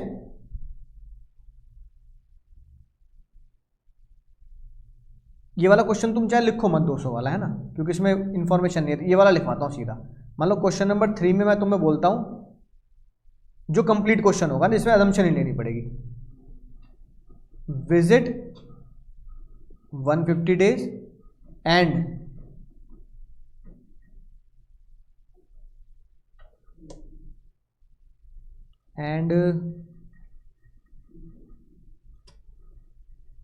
350 दिन इन लास्ट 4 ईयर्स। अब ये ऐसा क्वेश्चन आएगा, तो क्वेश्चन नंबर 3 वो मत लिखना, 200 वाला, ये वाला लिखना। अब पहले 6(1) चेक करते हैं। 6(1) के हिसाब से 182, और इंडियन इनकम अगर विजिट करने के बाद 15 लाख से ज्यादा है तो 120। ये तो डेटा ठीक है। अब क्या वो 182 रहा? नहीं। अब चेक करते हैं, क्या वो 120 रहा अपने ईयर में? माई प्रीवियस ईयर में। राइट हो गया? राइट हो गया नहीं हो गया? क्या वो पिछले 4 साल में 365 दिन रहा? नहीं। तो ये भी पूरी नहीं हुई। अब वो क्या बन गया? नॉन रेजिडेंट बन गया। खत्म कर दूं यही बात? ना ना ना ना, यहां खत्म मत कर देना। नॉन रेजिडेंट बन गया तो स्टेप नंबर 3 में पूछ जाएंगे, है ना?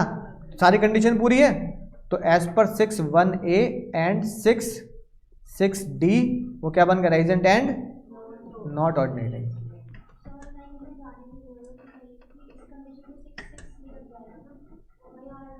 नहीं नहीं नहीं, ये वाली पूरी नहीं करी ना दीदी,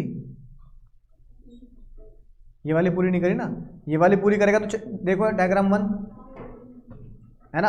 अब क्वेश्चन नंबर 4 में मैं ये कर दूं, visit 150 days and stayed 360 days in last 4 year. अब बताओ, सेम नहीं है भाई, सेम नहीं है, गड़बड़ कर रहे हो तुम। अब oh sorry sorry sorry, 370 sorry my bad, sorry. अब 6 लग जाएगा। देखो चेक करते हैं, ये वाला नोट कर लिया। अब चेक करते हैं। अब तुम अपने स्टेप नंबर 1 वाले डायग्राम में जाओ। 6(1) के हिसाब से 182 रह रहा है? नहीं। कितने दिन रह रहा है? 150। 150 वाली बात यहां पूरी हो गई। फिर 365 रह रहा है 4 साल में? हाँ रह रहा है, 365 वाली 4 पूरी हो गई। अब अगर ये वाली वो पूरी कर रहा है तो वो रेजिडेंट एंड NOR यही बन जाएगा एज पर सेक्शन 6(6)(c). तो यहां अगर ये वाली पूरी करता तो स्टेप 2 में जाता, तो वो यही बन गया ना। बात समझ में? हालांकि क्वेश्चन नंबर 3 में भी वो RNOR है, लेकिन वो RNOR 3 में बना है 6(6)(d) और 6(1) की वजह से। क्वेश्चन नंबर 4 में भी वो आर एन ओ आर है, लेकिन क्वेश्चन नंबर 4 में आर एन ओ आर का कारण क्या है? 6 तो दोनों के सेक्शन अलग है, तो दोनों के सॉल्यूशन अलग लिखने हैं, है ना। 3 में मैं 6(1)(a) को एक्सप्लेन करूंगा, दुबई की इनकम, टैक्स फ्री कंट्री, है ना। यहाँ पे मुझे 6(1)(a) का कोई यहाँ पे शाहरुख खान वाली बात, फिल्म स्टार वाली बात कोई है ही नहीं। यहाँ पे तो सिंपल है। क्वेश्चन नंबर 4 में भाई स्टेप नंबर 1 में तू उस कैटेगरी में आया जहाँ तुझे 6(6)(c) का दर्जा मिला है, बात खत्म। यहाँ तुझे 6(1)(a) की वजह से मिल रहा है। समझ में आ गई ना बात? बोलो, बस इससे ऊपर क्वेश्चन नहीं बनेंगे, है ना। बस तुम्हें अपना एक पेज में 6(1) बनाना है और एक पेज में 6(6) बनाना है, तो खेल खत्म। कोई भी क्वेश्चन सॉल्व कर सकते हो अब तुम, कोई भी ट्रिक लगा ले वो क्वेश्चन में, समझ गए। तो इस जो मैंने तुम्हें क्वेश्चन लिखवाया ना शाहरुख खान वाला, इस सबसे ट्रिकी क्वेश्चन है ये, जिसमें विजिट भी है, तोहफा भी है, इंडियन इनकम भी है, 6(6)(c) भी है, 6(1)(a) भी है, 6(6)(d) भी है ना। पूरा ट्रिकी क्वेश्चन है ये। और अगर तुम देखो तो ये पूरा का पूरा क्वेश्चन स्टेप 2 में जाने की जरूरत नहीं पड़ी, पूरा का पूरा क्वेश्चन तुम्हें यहीं से सॉल्व हो रहा है। हो रहा है नहीं हो रहा? अब लगा पूरा क्वेश्चन यहीं से सॉल्व हो रहा है, बोलो, है ना। ये वाला question number 4, question number 1 and question number 2, है ना, राइट। और 3 वाला जो मैंने हटवाई दिया था वो वाला, तो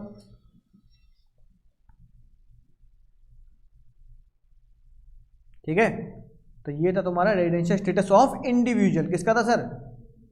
इंडिविजुअल का रेजिडेंशियल स्टेटस था अभी।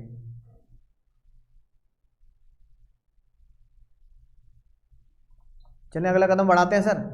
अब बच्चे वाली बात है, बच्चे वाली बात है। अब अगर एचयूएफ की कहानी मैं तुम्हें पूरी बता ही चुका हूं, है ना।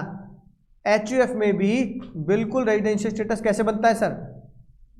इंडिविजुअल की तरह बनता है, पर होगा क्या बताओ? होगा क्या मुन्नी? इंडिविजुअल की एचयूएफ जो होता है वो एचयूएफ इंडिविजुअल नहीं होता। एचयूएफ एक तरह से तुम कह दो कि सेपरेट लीगल एंटिटी की तरह ही होता है। जैसे मैंने बना रखी है, तो अंकुर अग्रवाल अलग है और अंकुर अग्रवाल, हाँ, एचयूएफ यानी कर्ता, अंकुर अग्रवाल अलग है और अंकुर अग्रवाल कर्ता अलग है। तो HUF as per the income tax is a separate person, है ना। कंपनीज एक्ट तो कंपनी एक्ट में लगता है, सेपरेट लीगल एंटिटी नहीं है, पर सेपरेट पर्सन है। पर्सन याद करो पर्सन की definition, SSC means the person who पे द टैक्स, इसकी प्रोसीडिंग चल रही हो वो डीम टू बी एसएससी। फिर पर्सन हमने पढ़ा था सेक्शन 2 सबसेक्शन 31 में, याद आई बात।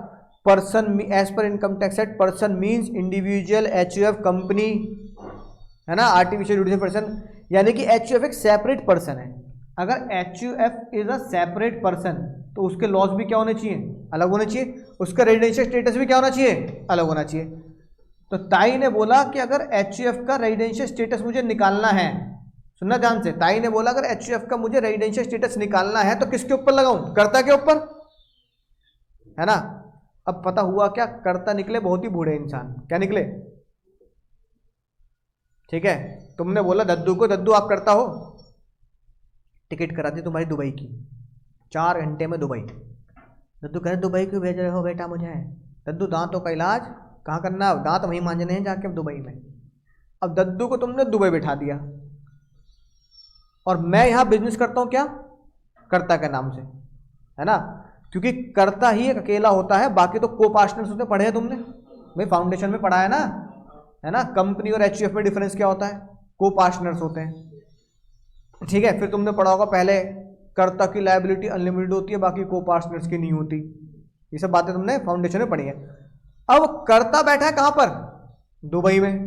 दद्दू वो यहाँ भी कुछ नहीं करते थे और वो वहाँ भी कुछ नहीं करते, साइन चाहिए होते हैं उनके बस, है ना। और ऑनलाइन में वो समस्या कहता है मैं डिजिटल सिग्नेचर बनाए जाते हैं, पासवर्ड मांग दद्दू ओटीपी दे देना बस, है कि नहीं बात। ओटीपी दद्दू वहाँ से भी दे देंगे, फोन पे बता देंगे तुम्हें, है कि नहीं बात। अब एचयूएफ का कर्ता दुबई में बैठा, 365 के 365 दिन एचयूएफ इंडिया में को पार्टनर चला रहे हैं, चाचा ताऊ, है ना, ये चला रहे हैं। पापा दद्दू बिठा दिए कहाँ पर, तो HUF तो 100% क्या हो गई, नॉन रेजिडेंट, क्योंकि दद्दू तो आए नहीं। तो ताई खोपड़ी खुजारी हो रही दादा, ई नहीं चल बे, ई क्या हुई गवा। तो ताई ने कहा भाई ये तो बड़ा लोचा है, कर्ता के ऊपर अगर मैं डेज का कॉन्सेप्ट लगा दूं 182 वाला, तो कोई कर्ता इंडिया में 182 रहेगा नहीं, दद्दू को कहाँ बिठा देंगे, विदेश में बिठा दो दद्दू को तुम। डेज का नहीं चलेगा, इंडिया में बिजनेस कर रहे हो लाखों करोड़ों का, और दद्दू कहाँ बिठा दिए, दुबई में, और क्या बन गए, नॉन रेजिडेंट। ताई ने कहा HUF पे डेज का मसला नहीं लगाऊंगी। तो बताओ क्या, HUF पे अगर डेज का मसला नहीं तो फिर क्या, ना नहीं मुन्ना ना है, नजर नीचे करके कानून पढ़ने की जरूरत नहीं है, किताब में मत देखो। अगर किसी के ऊपर डेज का चक्कर ना डालना हो तो बताओ क्या करें फिर, ना, नहीं समझे, उसका कोई भी डिसीजन किस पे कर दिया। तो ताई ने बोला अगर HUF का कोई भी डिसीजन, कोई भी डिसीजन, मुद्दे का कोई भी डिसीजन, बिजनेस से रिलेटेड कोई भी डिसीजन अगर इंडिया में लिया गया है, तो इंडिया में वो करता नहीं, इंडिया में वो HUF क्या कहलाई जाएगी, HUF is resident of India.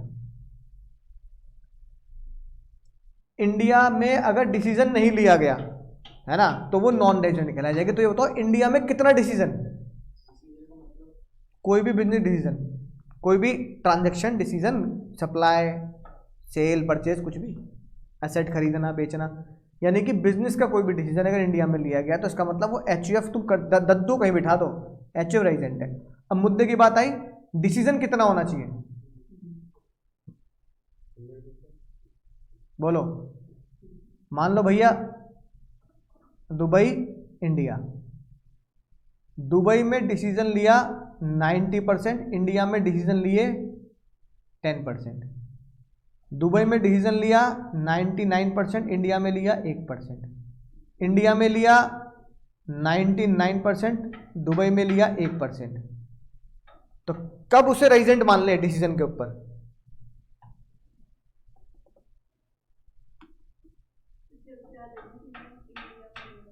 ना, नहीं, इस गाने के तहत अगर ये गाना अप्लाई करना है, अपना दिमाग लगा के टैक्स कैसे बचाना, लेकिन पढ़ना कैसे है, पहले भाई पहले शिकारी के दिमाग को पढ़ो, शिकार अपने आप बच जाएगा, पहले शिकारी के दिमाग को तो पढ़ो। अब वो क्या कह रही होंगी ताई, तुम्हें अपना बनाने की कसम खाई है, तो कितना डिसीजन इंडिया में सोची होंगी, कितना, सारा बोलो, एक नहीं मुन्नी, चाहे एक एक चुटकी सिंदूर की कीमत तुम क्या जानो रमेश बाबू, चाहिए हो, यानी कि एक चुटकी भी इंडिया में हो तो क्या होगा, रेजिडेंट हो जाएगा, तभी तो तुम उसे अपना बनाओगे, है कि नहीं बात। अब ये वाला देखो, 1% इंडिया में, 99% दुबई में, हम उसे क्या बनाएंगे, रेजिडेंट। भाई जब तुमने अपनी एक्स से बोला था मुझे तुमसे मोहब्बत है, उसने पूछा कितनी, तुमने क्या बोला, कितनी, 1% बोला क्या बोला, नहीं एक्स से तो 0 बोल के बजे कब किया होगा, लेकिन जब है ना प्रपोज किया होगा तब क्या बोला होगा, इतनी इतनी इतनी कितनी, है ना। तो ताई ने बोला जैसे मोहब्बत नहीं नापी जा सकती ऐसे ही, बेचारा रोने लगा, देखो पीछे वाले को देखो भाई, हमारे इमोशनल हो गया बेचारा, सर मत याद दिलाओ सर, पढ़ाई में दिमाग नहीं लगता था, 40 नंबर आए मैथ में बस है ना, ठीक है, हम लगेगा पढ़ाई में दिमाग, है ना। तो ताई ने बोला जैसे एक्स को जब प्रपोज किया था तो ये कहा था कि मोहब्बत नापी नहीं जाती, बस होनी चाहिए, तो मैंने भी यही बोला जैसे मोहब्बत नहीं नापी जा सकती ऐसी डिसीजन भी नापा नहीं जा सकता, डिसीजन बस होना चाहिए इंडिया में। तो ये भी रेजिडेंट, ये भी रेजिडेंट, और सिर्फ एक ही कंडीशन है जिसमें एक HUF नॉन रेजिडेंट बनेगी, दुबई में 100% और इंडिया में 0, सिर्फ यही एक है जो नॉन रेजिडेंट की तरफ लेके जाएगा, वरना मोहब्बत होनी चाहिए, कितनी है इससे ये मैटर नहीं करता, बस तुम्हें अपना बनाने की कसम खाई है, बस बात खत्म, हम 0.1% पे भी तुम्हें अपना बना लेंगे, है कि नहीं बात। तो इसका मतलब अगर डिसीजन 100% कह दो या मैं लिख दूं पार्शियली, बात तो एक ही है। और अगर मैं कह दूं डिसीजन 100% आउटसाइड इंडिया, तभी आप क्या बनेंगे, नॉन रेजिडेंट बनेगी एचयूएफ। सिंपल, बोलो सिंपल। अब फिर लोगों का मन नहीं भर रहा, लोगों का पेट नहीं भर रहा, लोगों को मजा आ रहा है, लोग कह रहे हैं सर ये तो बता दो अब ऑर्डिनरी नॉट ऑर्डिनरी का क्या। तो ताई ने कहा भाई ये बड़ा लोचा है। अब ताई फंस गई यहाँ पे, ताई यहाँ पे फंस गई कि मैं रेजिडेंट तो बना दिया, अब ऑर्डिनरी और नॉट ऑर्डिनरी कैसे बनाऊं। तो ताई ने अपना पल्ला झाड़ लिया ये बोलकर अगर कर्ता के ऊपर क्या लगा दो, अगर कर्ता fulfil section 6(6) then HUF is ordinary resident। अगर कर्ता not fulfil 6(6) then HUF is resident and not ordinary resident। तो ऑर्डिनरी नॉट ऑर्डिनरी का लोचा ताई ने कर्ता के ऊपर डाल दिया। तो HUF रेजिडेंट बनता है डिसीजन से और ऑर्डिनरी नॉट ऑर्डिनरी बनता है कर्ता के दिनों पर। समझ में आ गई बात, कर्ता समझ में आ गई बात। अब सेम गाना तुम्हें अपना बनाने की कसम खाई है, अगर मैं लगा दूं पार्टनरशिप पर, गाना सेम, तो अब आप क्या बन गए, पार्टनरशिप क्या बन गई, रेजिडेंट। और यहां ये काटूंगा बस, पार्टनरशिप कभी भी ऑर्डिनरी नॉट ऑर्डिनरी नहीं होती। एचयूएफ वाला समझ में आ गया। अब मैं लिख रहा हूं यहां पार्टनरशिप, पार्टनरशिप पहले एचयूएफ पे आते हैं। एचयूएफ रेजिडेंट कैसे बनती है, अब उसी एचयूएफ को मुझे ऑर्डिनरी नॉट ऑर्डिनरी बनाना है। तो 6(6) याद है, 730 और वो एडिशनल कंडीशन कर्ता पे लगा दो। किस पे लगा दो, एचयूएफ पे नहीं, कर्ता पे लगा दो। तो बन गई कर्ता ROR। अगला पर्सन कौन है, पार्टनरशिप। पार्टनरशिप ने, ताई ने बोला सिर्फ गाना गाएंगे, ऑर्डिनरी नॉट ऑर्डिनरी नहीं होगा। यानी if any decision taken by the firm in India then that firm is resident. तो यहां लिख लो राज की बात, देयर इज नो ऑर्डिनरी और not ordinary. Ordinary not ordinary का कोई लोचा नहीं होता, या तो पार्टनरशिप रेजिडेंट होगी या नॉन रेजिडेंट होगी, ऑर्डिनरी जैसी कोई बात नहीं है। पार्टनर से मत लगा देना, अब एक्टिव पार्टनर पे लगा देंगे, स्लीपिंग पे लगा देंगे, ऐसा कुछ भी नहीं है। ताई ने बोला कर्ता पे लगा दिया, पार्टनर पे नहीं लगाऊंगी, ठीक है। और फिर आखिरी एसएससी आखिरी पर्सन कौन बचा, कंपनी। कौन बचा भाई, तो कंपनी देख लेते हैं। अब एक बात जो बताने की जरूरत ही नहीं है, कितने तरह की कंपनी पाई जाती हैं, 2 तरह की, निकम्मो 2 तरह की कंपनी पाई जाती है। एक ना मुन्नी, प्राइवेट पब्लिक नहीं, ना ये भी नहीं, एक इंडियन कंपनी और एक फॉरेन कंपनी। ताई कह रही है इसके बारे में पूछना ही मत। इंडियन कंपनी वो कंपनी होती है जो रजिस्टर्ड होती है इंडिया में। इसका मेमोरेंडम सेक्शन 7 याद है ना, फाउंडेशन में पढ़ा था, है कि नहीं बात। Incorporation of a company section 7, मुआ बनाएंगे, आर्टिकल बनाएंगे ना। तो जिसने सेक्शन 7 के अकॉर्डिंगली इंडिया में अपनी कंपनी को इनकॉर्पोरेट किया हो तो वो इंडियन कंपनी होती है। Indian company is always resident, है ना। फिर है फॉरेन कंपनी, सेम। बताओ क्या सेम, गाओ गाना, कौन सा गाना गाओ, तुझे अपना की कसम खाइए, बस। अब कसम कैसे पूरी करते हैं, डिसीजन से। तो फॉरेन कंपनी का कोई भी डिसीजन, अब कंपनी केस में डिसीजन को डिसीजन नहीं बोला गया, कंपनी केस में डिसीजन को बोला गया पोयम। क्या बोला गया, अगर पोयम जरा सी भी इंडिया में है, पोयम मतलब प्लेस ऑफ इफेक्टिव मैनेजमेंट। अपनी किताब में पूरी फुल फॉर्म लिखिए, हम शॉर्ट में बनाएंगे। अगर पोयम 100% या फिर पोयम के नीचे लिख लो डिसीजन, तो तो तुम्हें याद रहेगी बात। इंडिया में है तो वो कंपनी क्या बनी, और अगर वो पोयम 100% कहाँ है, आउट ऑफ इंडिया, तो कंपनी क्या बनी, नॉन रेजिडेंट।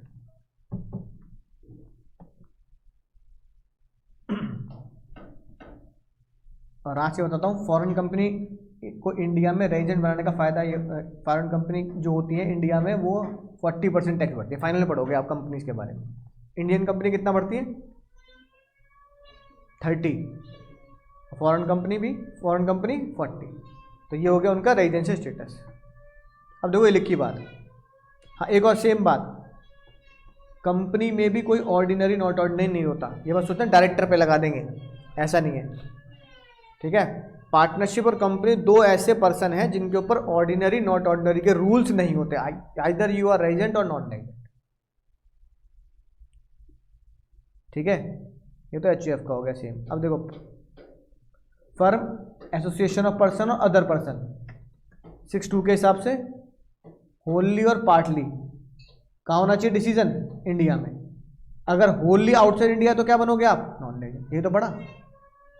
ये बताना क्वेश्चन नंबर 21, 3 पार्टनर हैं,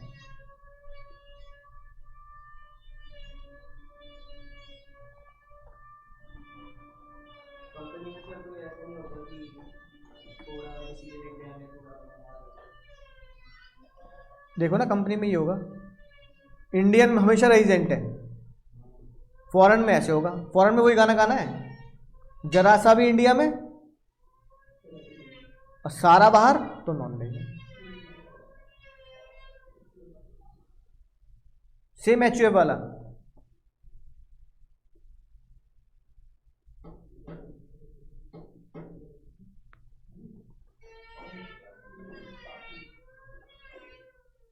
पार्टनरशिप के ऊपर लिख लो चाहे यहाँ, सेम एज एचयूएफ,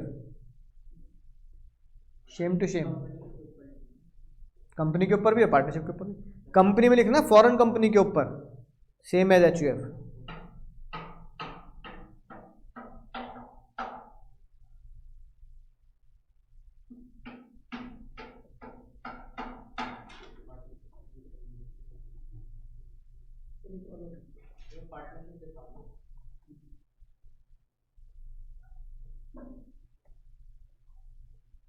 पिक ले लो ना, फिर घर पे लिख लेना जाके।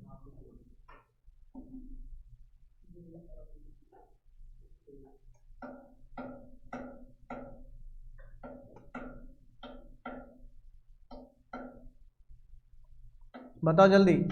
अब ये पार्टनरशिप क्या है, रेजिडेंट या नॉन रेजिडेंट?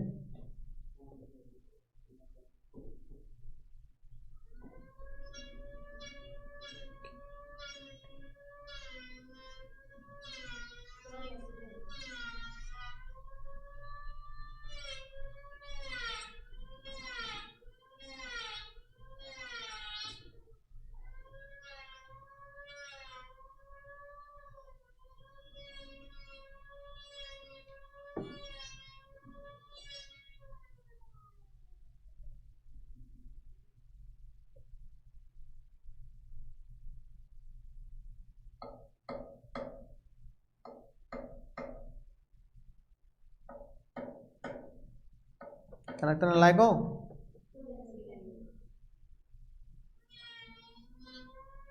रेजिडेंट कैसे? हाँ, the firm is fully control by Anthony, ठीक है। Anthony stayed 6 month in India. तो सबसे बेस्ट आंसर क्या, हम क्या अज्यूम करेंगे, अज्यूमिंग ड्यूरिंग 6 मंथ, है ना, ही हैज टेकन या ही टुक एटलीस्ट 1 डिसीजन इन इंडिया। अगर उसने 6 महीने में बिजनेस रिलेटेड कोई भी एक डिसीजन लिया होगा तो फर्म क्या बन गई, देयरफॉर फर्म बिकम, जरा है ना, बस तुम्हें अपना बनाना है, कितनी परसेंटेज से बना लें। कंपनी की सेम बात लिखी है। प्लेस ऑफ इफेक्टिव मैनेजमेंट का मतलब होता है की मैनेजमेंट एंड कमर्शियल डिसीजन। कोई इंपॉर्टेंट मुद्दे और कमर्शियल डिसीजन आपने अगर इंडिया में लिए हैं तो क्या होगा, आप इंडिया में क्या माने जाओगे, रेजिडेंट माने जाओगे। जैसे एक क्वेश्चन दिखा देखते हैं, ये पढ़ो भाई, टेस्ला वाला, और बताओ कि ये रेजिडेंट होगा या नहीं होगा इंडिया में। मजेदार क्वेश्चन।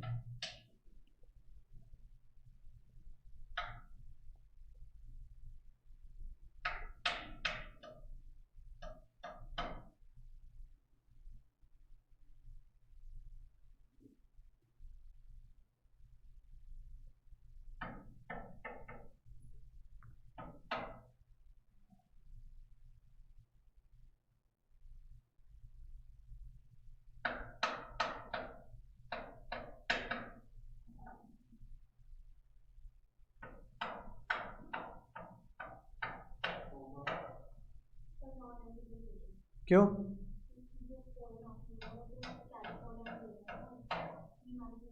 कंपनी में पोएम देखते, पोएम मतलब की मैनेजमेंट, की इंपॉर्टेंट मुद्दे और commercial decision.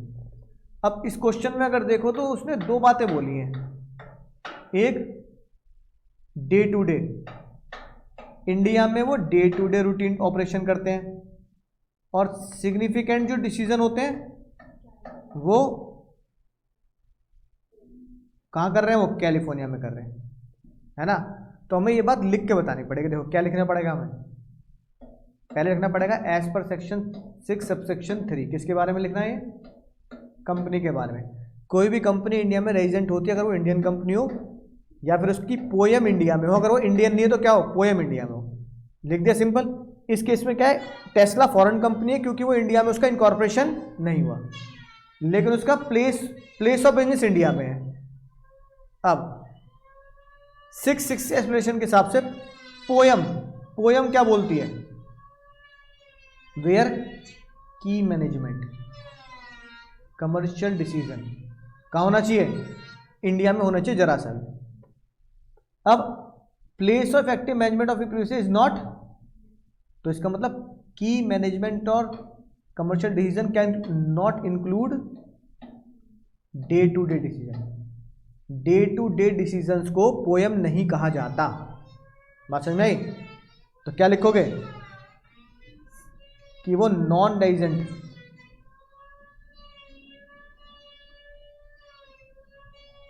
Since poem is outside India, है ना।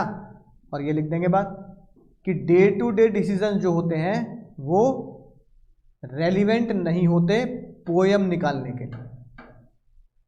तो डे टू डे डिसीजन नहीं, की मैनेजमेंट और कमर्शियल डिसीजन लेने हैं। डे टू डे डिसीजन की मैनेजमेंट डिसीजन नहीं होते, है ना। तुम्हारी आईसीआई की बुक का ही क्वेश्चन है।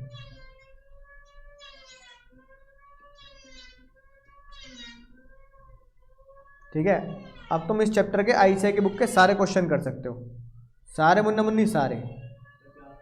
नहीं,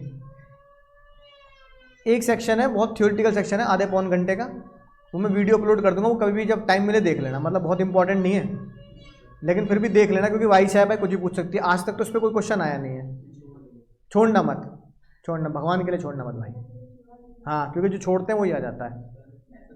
मतलब जैसे होता है ना, हम अगर ABC कैटेगरी सीखें, A, B और C, A कैटेगरी जो मुझे एग्जाम में करनी ही करनी है, B कैटेगरी जो मुझे मेरा ये वाली कैटेगरी कंप्लीट होने के बाद करनी है, C कैटेगरी बस चल ठीक है एक बार पेज पलट लेता हूँ कि ऐसा कुछ है।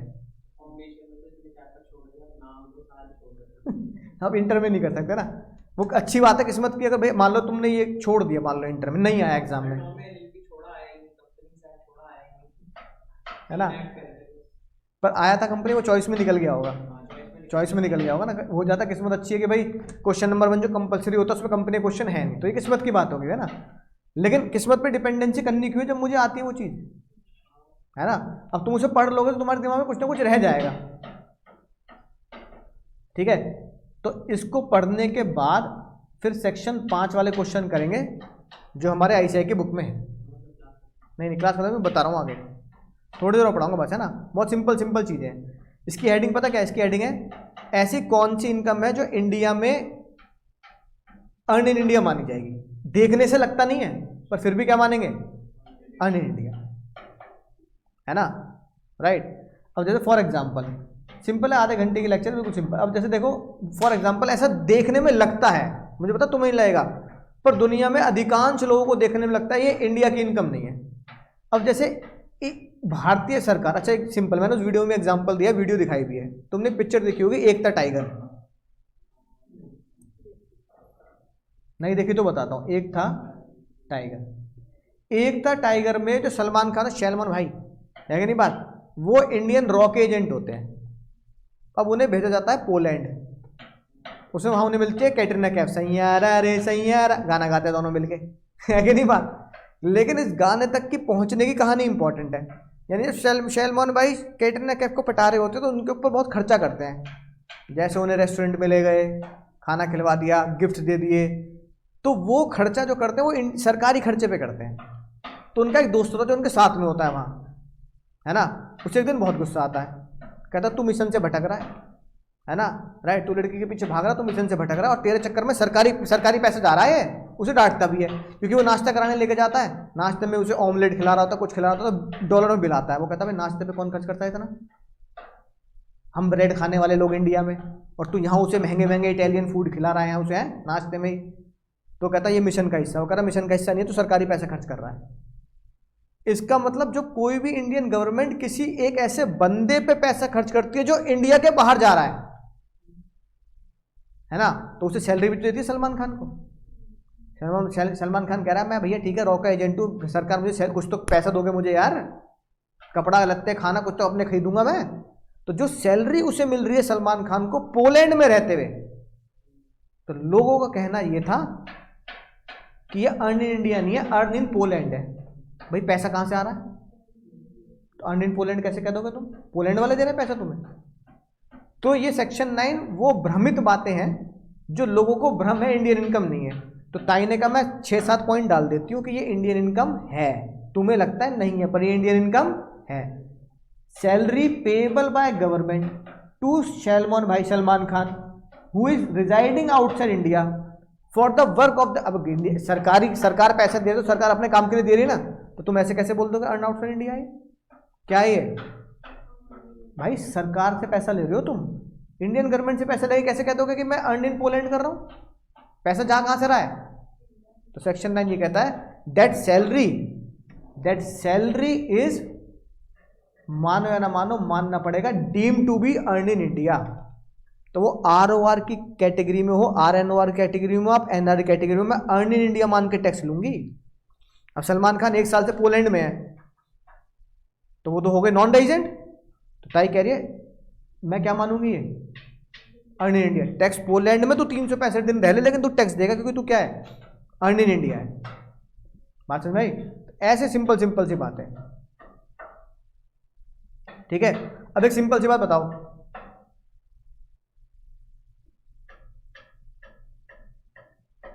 एक असेट यानी एक नोएडा का एक फ्लैट है, स्पाइडरमैन ने वो सुपरमैन को, बैटमैन को बेच दिया, लेकिन फ्लैट कहां पे है, वो घर नोएडा में। स्पाइडरमैन न्यूयॉर्क सिटी का, बैटमैन गौतम सिटी का, है ना, घर कहां का है, नोएडा में। तो तुम बोल दोगे इंडियन इनकम नहीं है, कौन सी कैटेगरी हुई, अर्न इन इंडिया। अरे घर तो इंडिया का है, तो हमने क्वेश्चन करे भी अपनी बुक किताब में, है कि नहीं बात।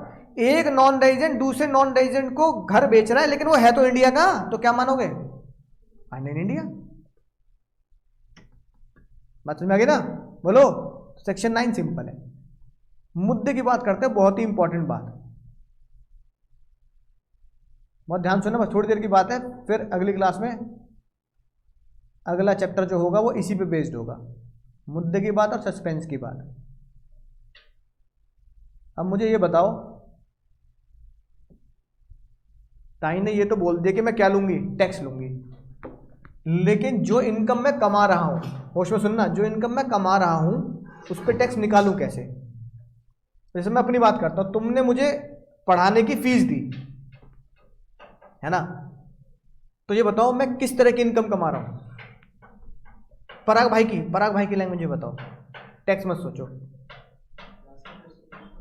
तुमने मुझे फीस दी, पराग सर को फीस दी, पीपी सर को फीस दी, या आर के जी को फीस दी।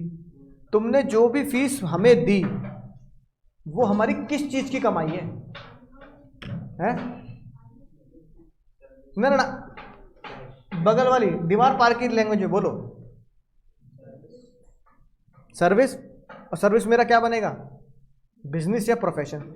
प्रोफेशन तो होता पेशा, है ना, राइट। बिजनेस और पेशा मतलब प्रोफेशन और बिजनेस में तो अंतर जानते हो। बिजनेस में मैं तुम्हें प्रोडक्ट बेचता हूं, प्रोफेशन में इंटेंजिबल सर्विस देता हूं, है कि नहीं बात, राइट। अब तुमने बोल दिया सर आपको जो फीस दे रहे हैं वो क्या है? वो बिजनेस है। तो ताई ने क्या किया? ताई ने एक चैप्टर बना दिया जिसका नाम रखा कमाई फ्रॉम बिजनेस, धंधा और पेशा, है ना। कमाई फ्रॉम, गुजराती भाषा में धंधो और पेशा, यानी इनकम फ्रॉम बिजनेस और प्रोफेशन, है कि नहीं बात। अब ये तो फिर हमने एक क्वेश्चन में पढ़ा था गिफ्ट मिलते हैं, लेकिन गिफ्ट अगर शादी में ना मिले लेकिन पड़ोसी से मिले तो टैक्सेबल होता है ना। Gift from non relative is taxable. अब मैंने अगर मान लो मेरी एनिवर्सरी हुई, तुम दिल के बहुत अच्छे, मुन्नी आईफोन लिया एक, अरे सर आपके लिए क्या, 5100 का लिफाफा, इनने 1 बीघा जमीन कर दी अपनी गाँव की, है कि नहीं बात। अब तुम सब तो नॉन रिलेटिव हो, तो तुमसे लिया हुआ गिफ्ट जैसे मोबाइल हो गया, 5100 का लिफाफा हो गया, है ना। चल 1 बीघा जमीन मत करियो भाई, एक फ्लैट हो गया, थोड़ी जमीन मेरे नाम पे गिफ्ट कर दी, तो क्या ये मेरा बिजनेस है? लेकिन पैसे तो आ गए तुम्हारे पास, या पैसे में कमाई भी कोई एसेट भी आ गई। फिर ताई कहने लगी यार ये बड़ा लोचा है, तो ताई ने इसका चैप्टर अलग बनाया, है कि नहीं बात। फिर मान लो किसी ने किसी और तरीके से पैसा कमाया, जैसे मान लो भैया अब ये मुन्नी है, वह मुन्नी ने मान लो ये कुंडल पहन रखे हैं, हाथ दिखाना है ऐसे, दिखा दो भाई, उंगली नहीं काटा तुम्हारी, मैं अंगूठी, तुम दिखा भाई, अंगूठी पहन किसी ने आज नहीं पहन, चलो कुंडल पहन रखे ना, दोस्तों ने से बहका लिया हॉस्टल में, सब मोह माया है, कहने कि पागल हो रहा है, पागल हो रही है, सोने के हैं सोन, देख गिर जाए खो जाए चोर, इससे अच्छा क्या है, बेच के पार्टी कर लेते हैं, सब मोह माया है। ऋतिक रोशन ने क्या बोला, खाली हाथ आए थे खाली हाथ जाएंगे, बस प्यार के, है ना, 2 मीठे बोल, ये तो गाना गाया ऋतिक रोशन ने बोला खाली हाथ आए थे खाली हाथ आएंगे, सब मोह माया है ना। इसकी बुद्धि में ये बात बैठा दी, सब मोह माया, एक ना एक दिन तो जाना ही है, गीता में लिखा है क्या लेके आए थे क्या लेके जाओगे, है कि नहीं बात। जो तेरा था कल किसी और का होगा, इनने बोला किसी और का आज ही कर देती, बेच देती हूँ, इनने ये बेच दी। अब अगर मान लो मुन्नी ने अपने कुंडल बेच दिए सोने के, तो ये बता दो भाई, तो क्या ये उसका बिजनेस है? बिजनेस होते तो सुनार की दुकान खोल के बैठी होती है, यहाँ थोड़ी बैठी होती है। अब ताई ने कहा यार ये भी बड़ा लोचा है भाई। तो ताई ने देखा दुनिया में, इंडिया में ऐसे बहुत सारे लोग हैं जो भांति भांति प्रकार से इनकम कमा रहे हैं, भांति भांति प्रकार से। कैसे कमा रहे हैं? और सबके एक चैप्टर बना के एक रूल नहीं बना सकती, है ना। तो ताई ने गाना सुना बहुत साल पहले, बार बार हाँ बोलो यार हाँ, 5 मिली तो बन गई मुट्ठी। ताई ने कहा अब ज्योतिष विद्या सिखाई जाएगी तुम्हें, तो सब अपनी कॉपी में ये बनाएंगे, देखो जैसे मैं बना रहा हूं, हाथ रख के। मेरा इतना बड़ा हाथ है नहीं, सिर्फ हमें कहाँ चला गया, अब डिलीट हो गया भाई, आ गया। तो सब बालक हाथ बनाएंगे, ऑनलाइन वाले भी साथ साथ बनाएंगे, हैं। आज तुम घर पे कहोगे आज हमने टैक्स वाले भाई साहब से ज्योतिष विद्या सीखी है, और घर जाके साफ साफ बनाना है। मुन्नी हाथ रख के बना, बढ़िया बनेगा। अरे तो बनाओ तो आ जाएगा, इतने बड़े हाथ थोड़ी है, आदि मानव थोड़ी हो तुम, बन जाएगा, सबकी कॉपी में आ जाएगा। देखो ये भाई, ये देखो इतना बड़ा हाथ है, नहीं ना, देख यार हाथ बनाओ बढ़िया बनेगा। और फिर हाथों की लकीरें भी बना देते। चलो, लकीर में वो नहीं थी तो कोई और ही सही। तेरी हाथ की लकीरों में शादी लिखी है भाई, ठीक है, तो थोड़ा कम बिठा लेते हैं। अब ताई ने बोला सबसे पहली बात, तुम अपने घर में बताओ पापा बिजनेस कर रहे हैं या जॉब कर रहे हैं? पापा मम्मी, तो दो कैटेगरी तो हमारे घर में ही, हमारी कोचिंग में ही है ना। बालक ऑनलाइन वाले भी कहेंगे सर जॉब कर रहे हैं या बिजनेस कर रहे हैं। तो ताई ने बोला जो बंदा जॉब करेगा उसके लिए मैं अलग चैप्टर बनाऊंगी, है ना। उस चैप्टर का नाम मैं दूंगी इनकम फ्रॉम सैलरी। क्या नाम दूंगी? इनकम फ्रॉम, यानी कमाई सैलरी के द्वारा। इसके लिए तुम्हें क्या करना पड़ेगा? इसके लिए तुम्हें जाके नौकरी करनी पड़ेगी, जॉब करनी पड़ेगी। कुछ बालक कह रहे हैं हमारे पिताजी माताजी बिजनेस करते हैं, तो ताई ने बोला उनके लिए बनाऊंगी इनकम फ्रॉम बिजनेस, है ना। और जैसे मैं बोलूँगा तो मैं बोलूँगा भैया मैं तो प्रोफेशन कर रहा हूँ, तो चैप्टर एक ही बनाया, इनकम फ्रॉम बिजनेस और प्रोफेशन। तो ताई ने बोला चैप्टर का नाम रखेंगे इनकम फ्रॉम बिजनेस और प्रोफेशन। फिर बताओ जो मुन्नी है, इनने क्या बेच दिया? हाँ, कुंडल बेच दिए। अब ये जॉब भी नहीं कर रही और इसका ये बिजनेस भी नहीं है। अब तो ताई ने बोला बताओ दीवार पार अगर मैं कोई भी सोने की चीज बेचती हूं तो सोना मेरे लिए क्या होता है? असेट्स होता है ना, तो गुड्स तो है नहीं। तो ताई ने असेट बेचने का चैप्टर अलग बना दिया और उस चैप्टर का नाम रखा इनकम फ्रॉम कैपिटल गेन। क्या नाम रखा? कैपिटल मतलब कैपिटल असेट, गेन मतलब प्रॉफिट। इसके लिए क्या करना पड़ेगा? इसके लिए लिखो सेल एनी असेट्स। कोई भी एसेट बेच दो, जमीन बेच दो, घर बेच दो, प्लॉट बेच दो, कुंडल बेच दो, चेन बेच दो, सोना बेच दो, चांदी बेच दो, शेयर बेच दो, पेटेंट ट्रेडमार्क कॉपीराइट बेच दो, असेट्स होने चाहिए। फिर एक चीज जो हमारे देश में बहुत चलती है, बाबू भैया, याद है बाबू भैया हेरा फेरी वाले? तो अक्षय कुमार, सुनील शेट्टी, राम और श्याम दोनों ही उनके घर में क्या करते हैं? किराए पे रहते हैं। तो हमारे देश में बहुत सारे लोग रेंट पे रह रहे होते हैं। तो सब में सबसे छोटा हेड यही है, सब में छोटे चैप्टर यही है, इनकम फ्रॉम हाउस प्रॉपर्टी। ताई ने बोला जो घर के किराए की इनकम कमाएगा उसकी इनकम कहाँ जाएगी? उस प्यार को नाम देंगे इनकम फ्रॉम हाउस प्रॉपर्टी। बताओ हाउस प्रॉपर्टी में इनकम कमाने का करना पड़ेगा? हाँ, give your home on rent, किराए पे दे दो। यानी किराए की इनकम घर की और किसी की नहीं, सिर्फ घर की। मशीन किराए पे दे दी, असेट किराए पे दे दी कोई और, तब नहीं, सिर्फ घर किराए पे दोगे तो यहां आएगा। और भाई ये बताओ जिसका कोई नहीं तो उसका कौन होता है?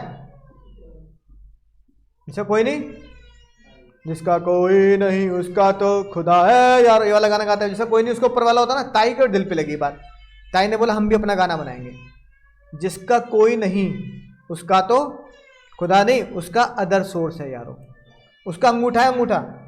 यानी जो इन अंगूठे की कोई भी इनकम फिक्स नहीं है।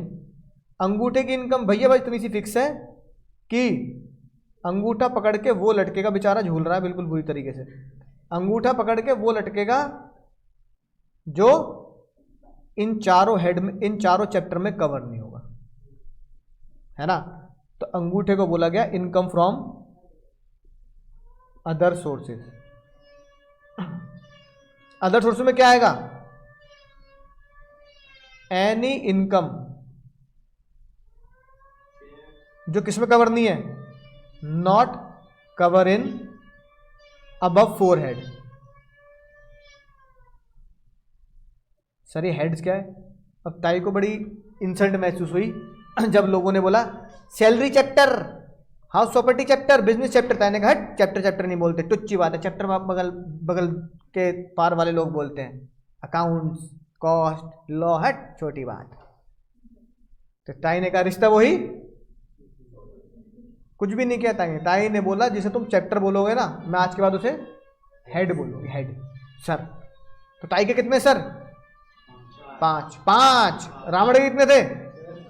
और ताई ने कितने बनाए? ताई ने कहा रावण मेरे बड़े भाई की तरह, उनके 10 तो मेरे 5। फिर है ना, ताई ने बोला सर छोटी छोटी एक दो इनकम बता दो ना बच्चों को, ताकि बच्चों को कंफ्यूजन ना हो। जैसे गिफ्ट, गिफ्ट बताओ, गिफ्ट क्या सैलरी है? बताओ। घर, किराया, घर का किराया है?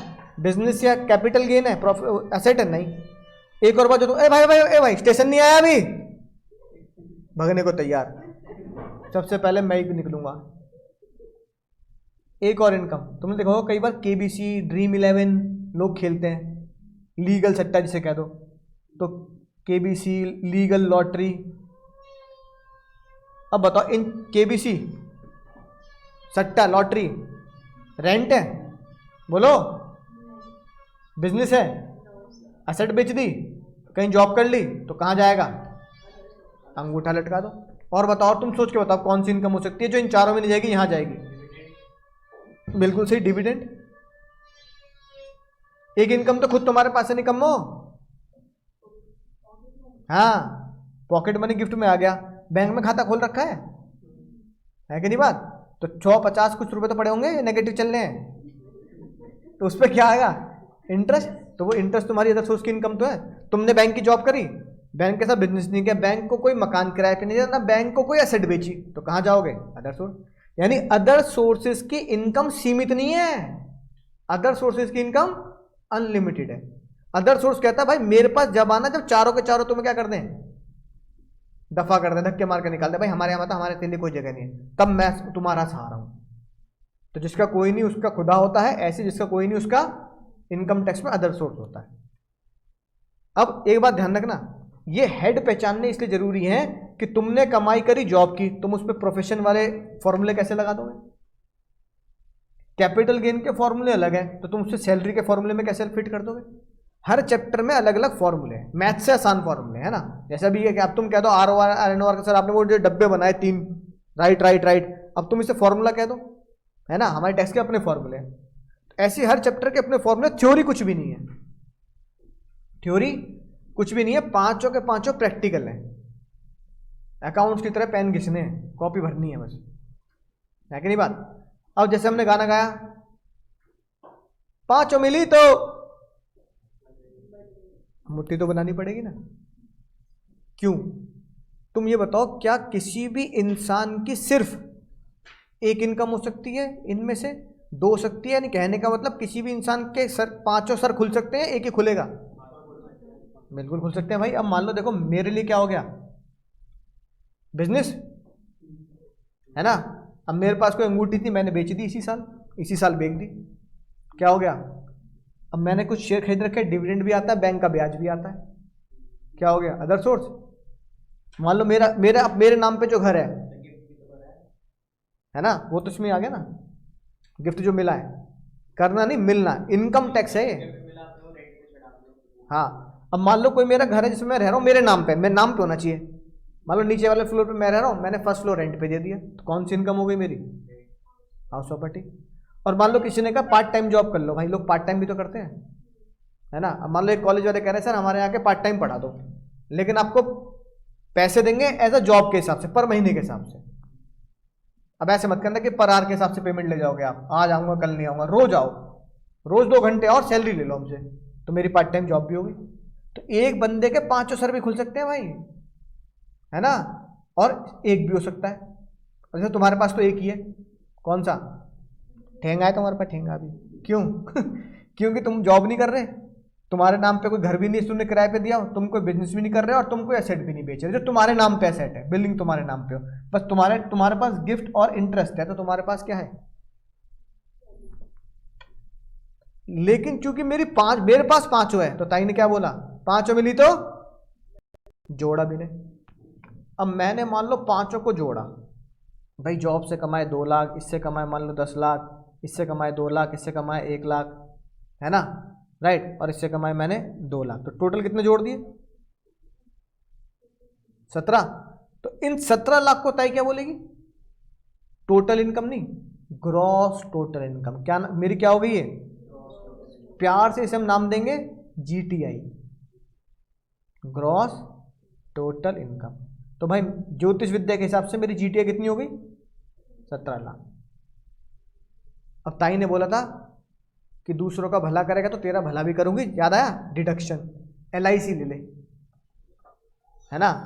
तो एलआईसी का मजा मिलेगा अगर मैं पुराना स्लैब फॉलो कर रहा हूं, है ना? और अगर मैं नया स्लैब फॉलो करूं डिडक्शन नहीं देनी है। क्वेश्चन भी हमने करे थे, तो मैंने कहा नहीं मैं तो पुराना स्लैब फॉलो कर रहा हूं। तो बताओ, ताई ने कहा टोटल इनकम में से तो डिडक्शन घटा दे। क्या घटा दे?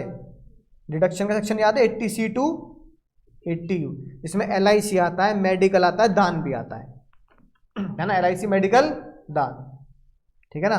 दान, दक्षिणा, एलआईसी, जबरदस्त कोई मेडिकल पॉलिसी का डीडीएलजे आता है जिसमें मोटा मोटी, है ना? दान, दक्षिणा, एलआईसी और कोई जबरदस्ती मेडिकल पॉलिसी, है ना?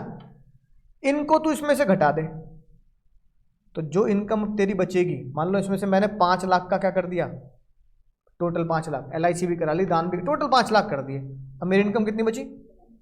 अब 12 लाख को ताई ने नाम दिया नेट टोटल इनकम की जगह सिर्फ टोटल इनकम, ब्रैकेट में लिख देते हैं नेट। तो चाहे तो आप शॉर्ट में हम याद करने, अपने याद करने के लिए बोल सकते हैं एनटीआई। तो ये हो गई जीटीआई और ये हो गई एनटीआई। लेकिन ये घटाने का मजा कब होगा? जब मैं ओल्ड स्लैब फॉलो करूंगा। कौन सा फॉलो करूंगा?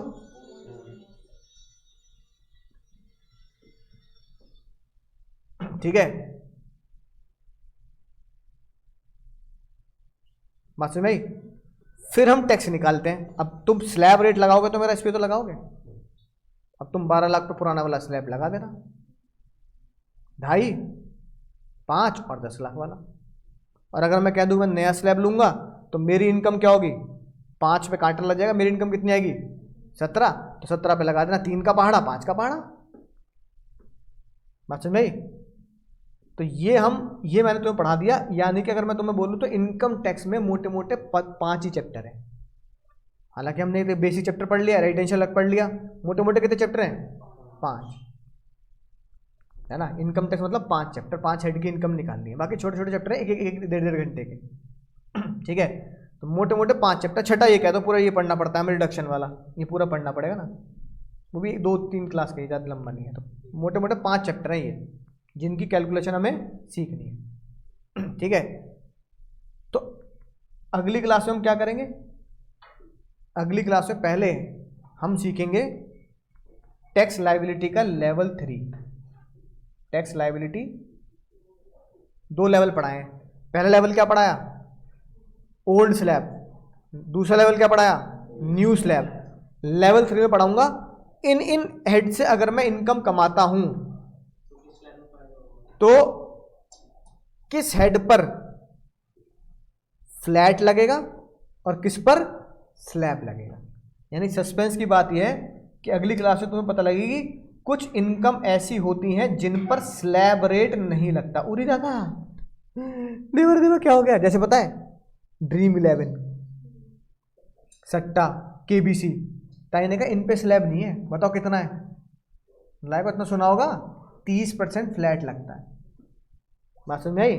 उन पे स्लैब लगेगा, क्या लगेगा? फ्लैट रेट ऑफ टैक्स लगेगा। जैसे ड्रीम 11 केबीसी पर क्या लगता है? फ्लैट 30%। अब तुम कह दो मैं केबीसी खेलने का और मैंने 1 करोड़ रुपए जीत लिए, तो ताई ये नहीं बोलेगी कि भैया 5, 10, 15 से ऐसे स्लैब लगा ले। ताई ने कहा छोड़, सब बेकार है बातें। 1 करोड़ का 30% मेरा, बात खत्म। 30% मेरा विदाउट एनी स्लैब एग्जम्पशन। और फिर तुम्हें पता लगेगा अगली क्लास में कि कुछ इनकम ऐसी होती हैं जिन पर स्लैब लगता है और कुछ इनकम ऐसी होती है जिन पर स्लैब नहीं, फ्लैट रेट लगता है। तो ये है कल का सस्पेंस। ये कल खुलेगा। बहुत रातों को नींद ना है ऐसा मत कहना सर नींद नहीं है, पता नहीं कल क्या होने वाला है। अभी तो इतना दिमाग लगाया तो अभी तो ये फिट नहीं हुआ अच्छे से दिमाग में। पुराना नया 5, 6, 1, 6, 6, 6, 6, 6, 3, पता नहीं क्या क्या बोलते रहते हो आप, है कि नहीं बात? नया लोच और कर दिया कि अब हमें अगली क्लास में याद करना पड़ेगा there are some incomes which taxed as per slab and there are some income which taxed as flat rate। फिर ठीक है, बोलो समझ गए सर? तो ये ध्यान से बनाना ना, है ना। अगली क्लास में लेवल 3 टैक्स लायबिलिटी पढ़ेंगे और उसके बाद एक नया चैप्टर भी शुरू कर देंगे। Right, tata bye bye, take care. हो सकता है अगली क्लास से फिर मैं अब ब्रेक दे दिया, ब्रेक दे के 5 बजे तक पढ़ा करें, वरना विदाउट ब्रेक 4:30। फैसला आपका होगा। Okay, bye bye.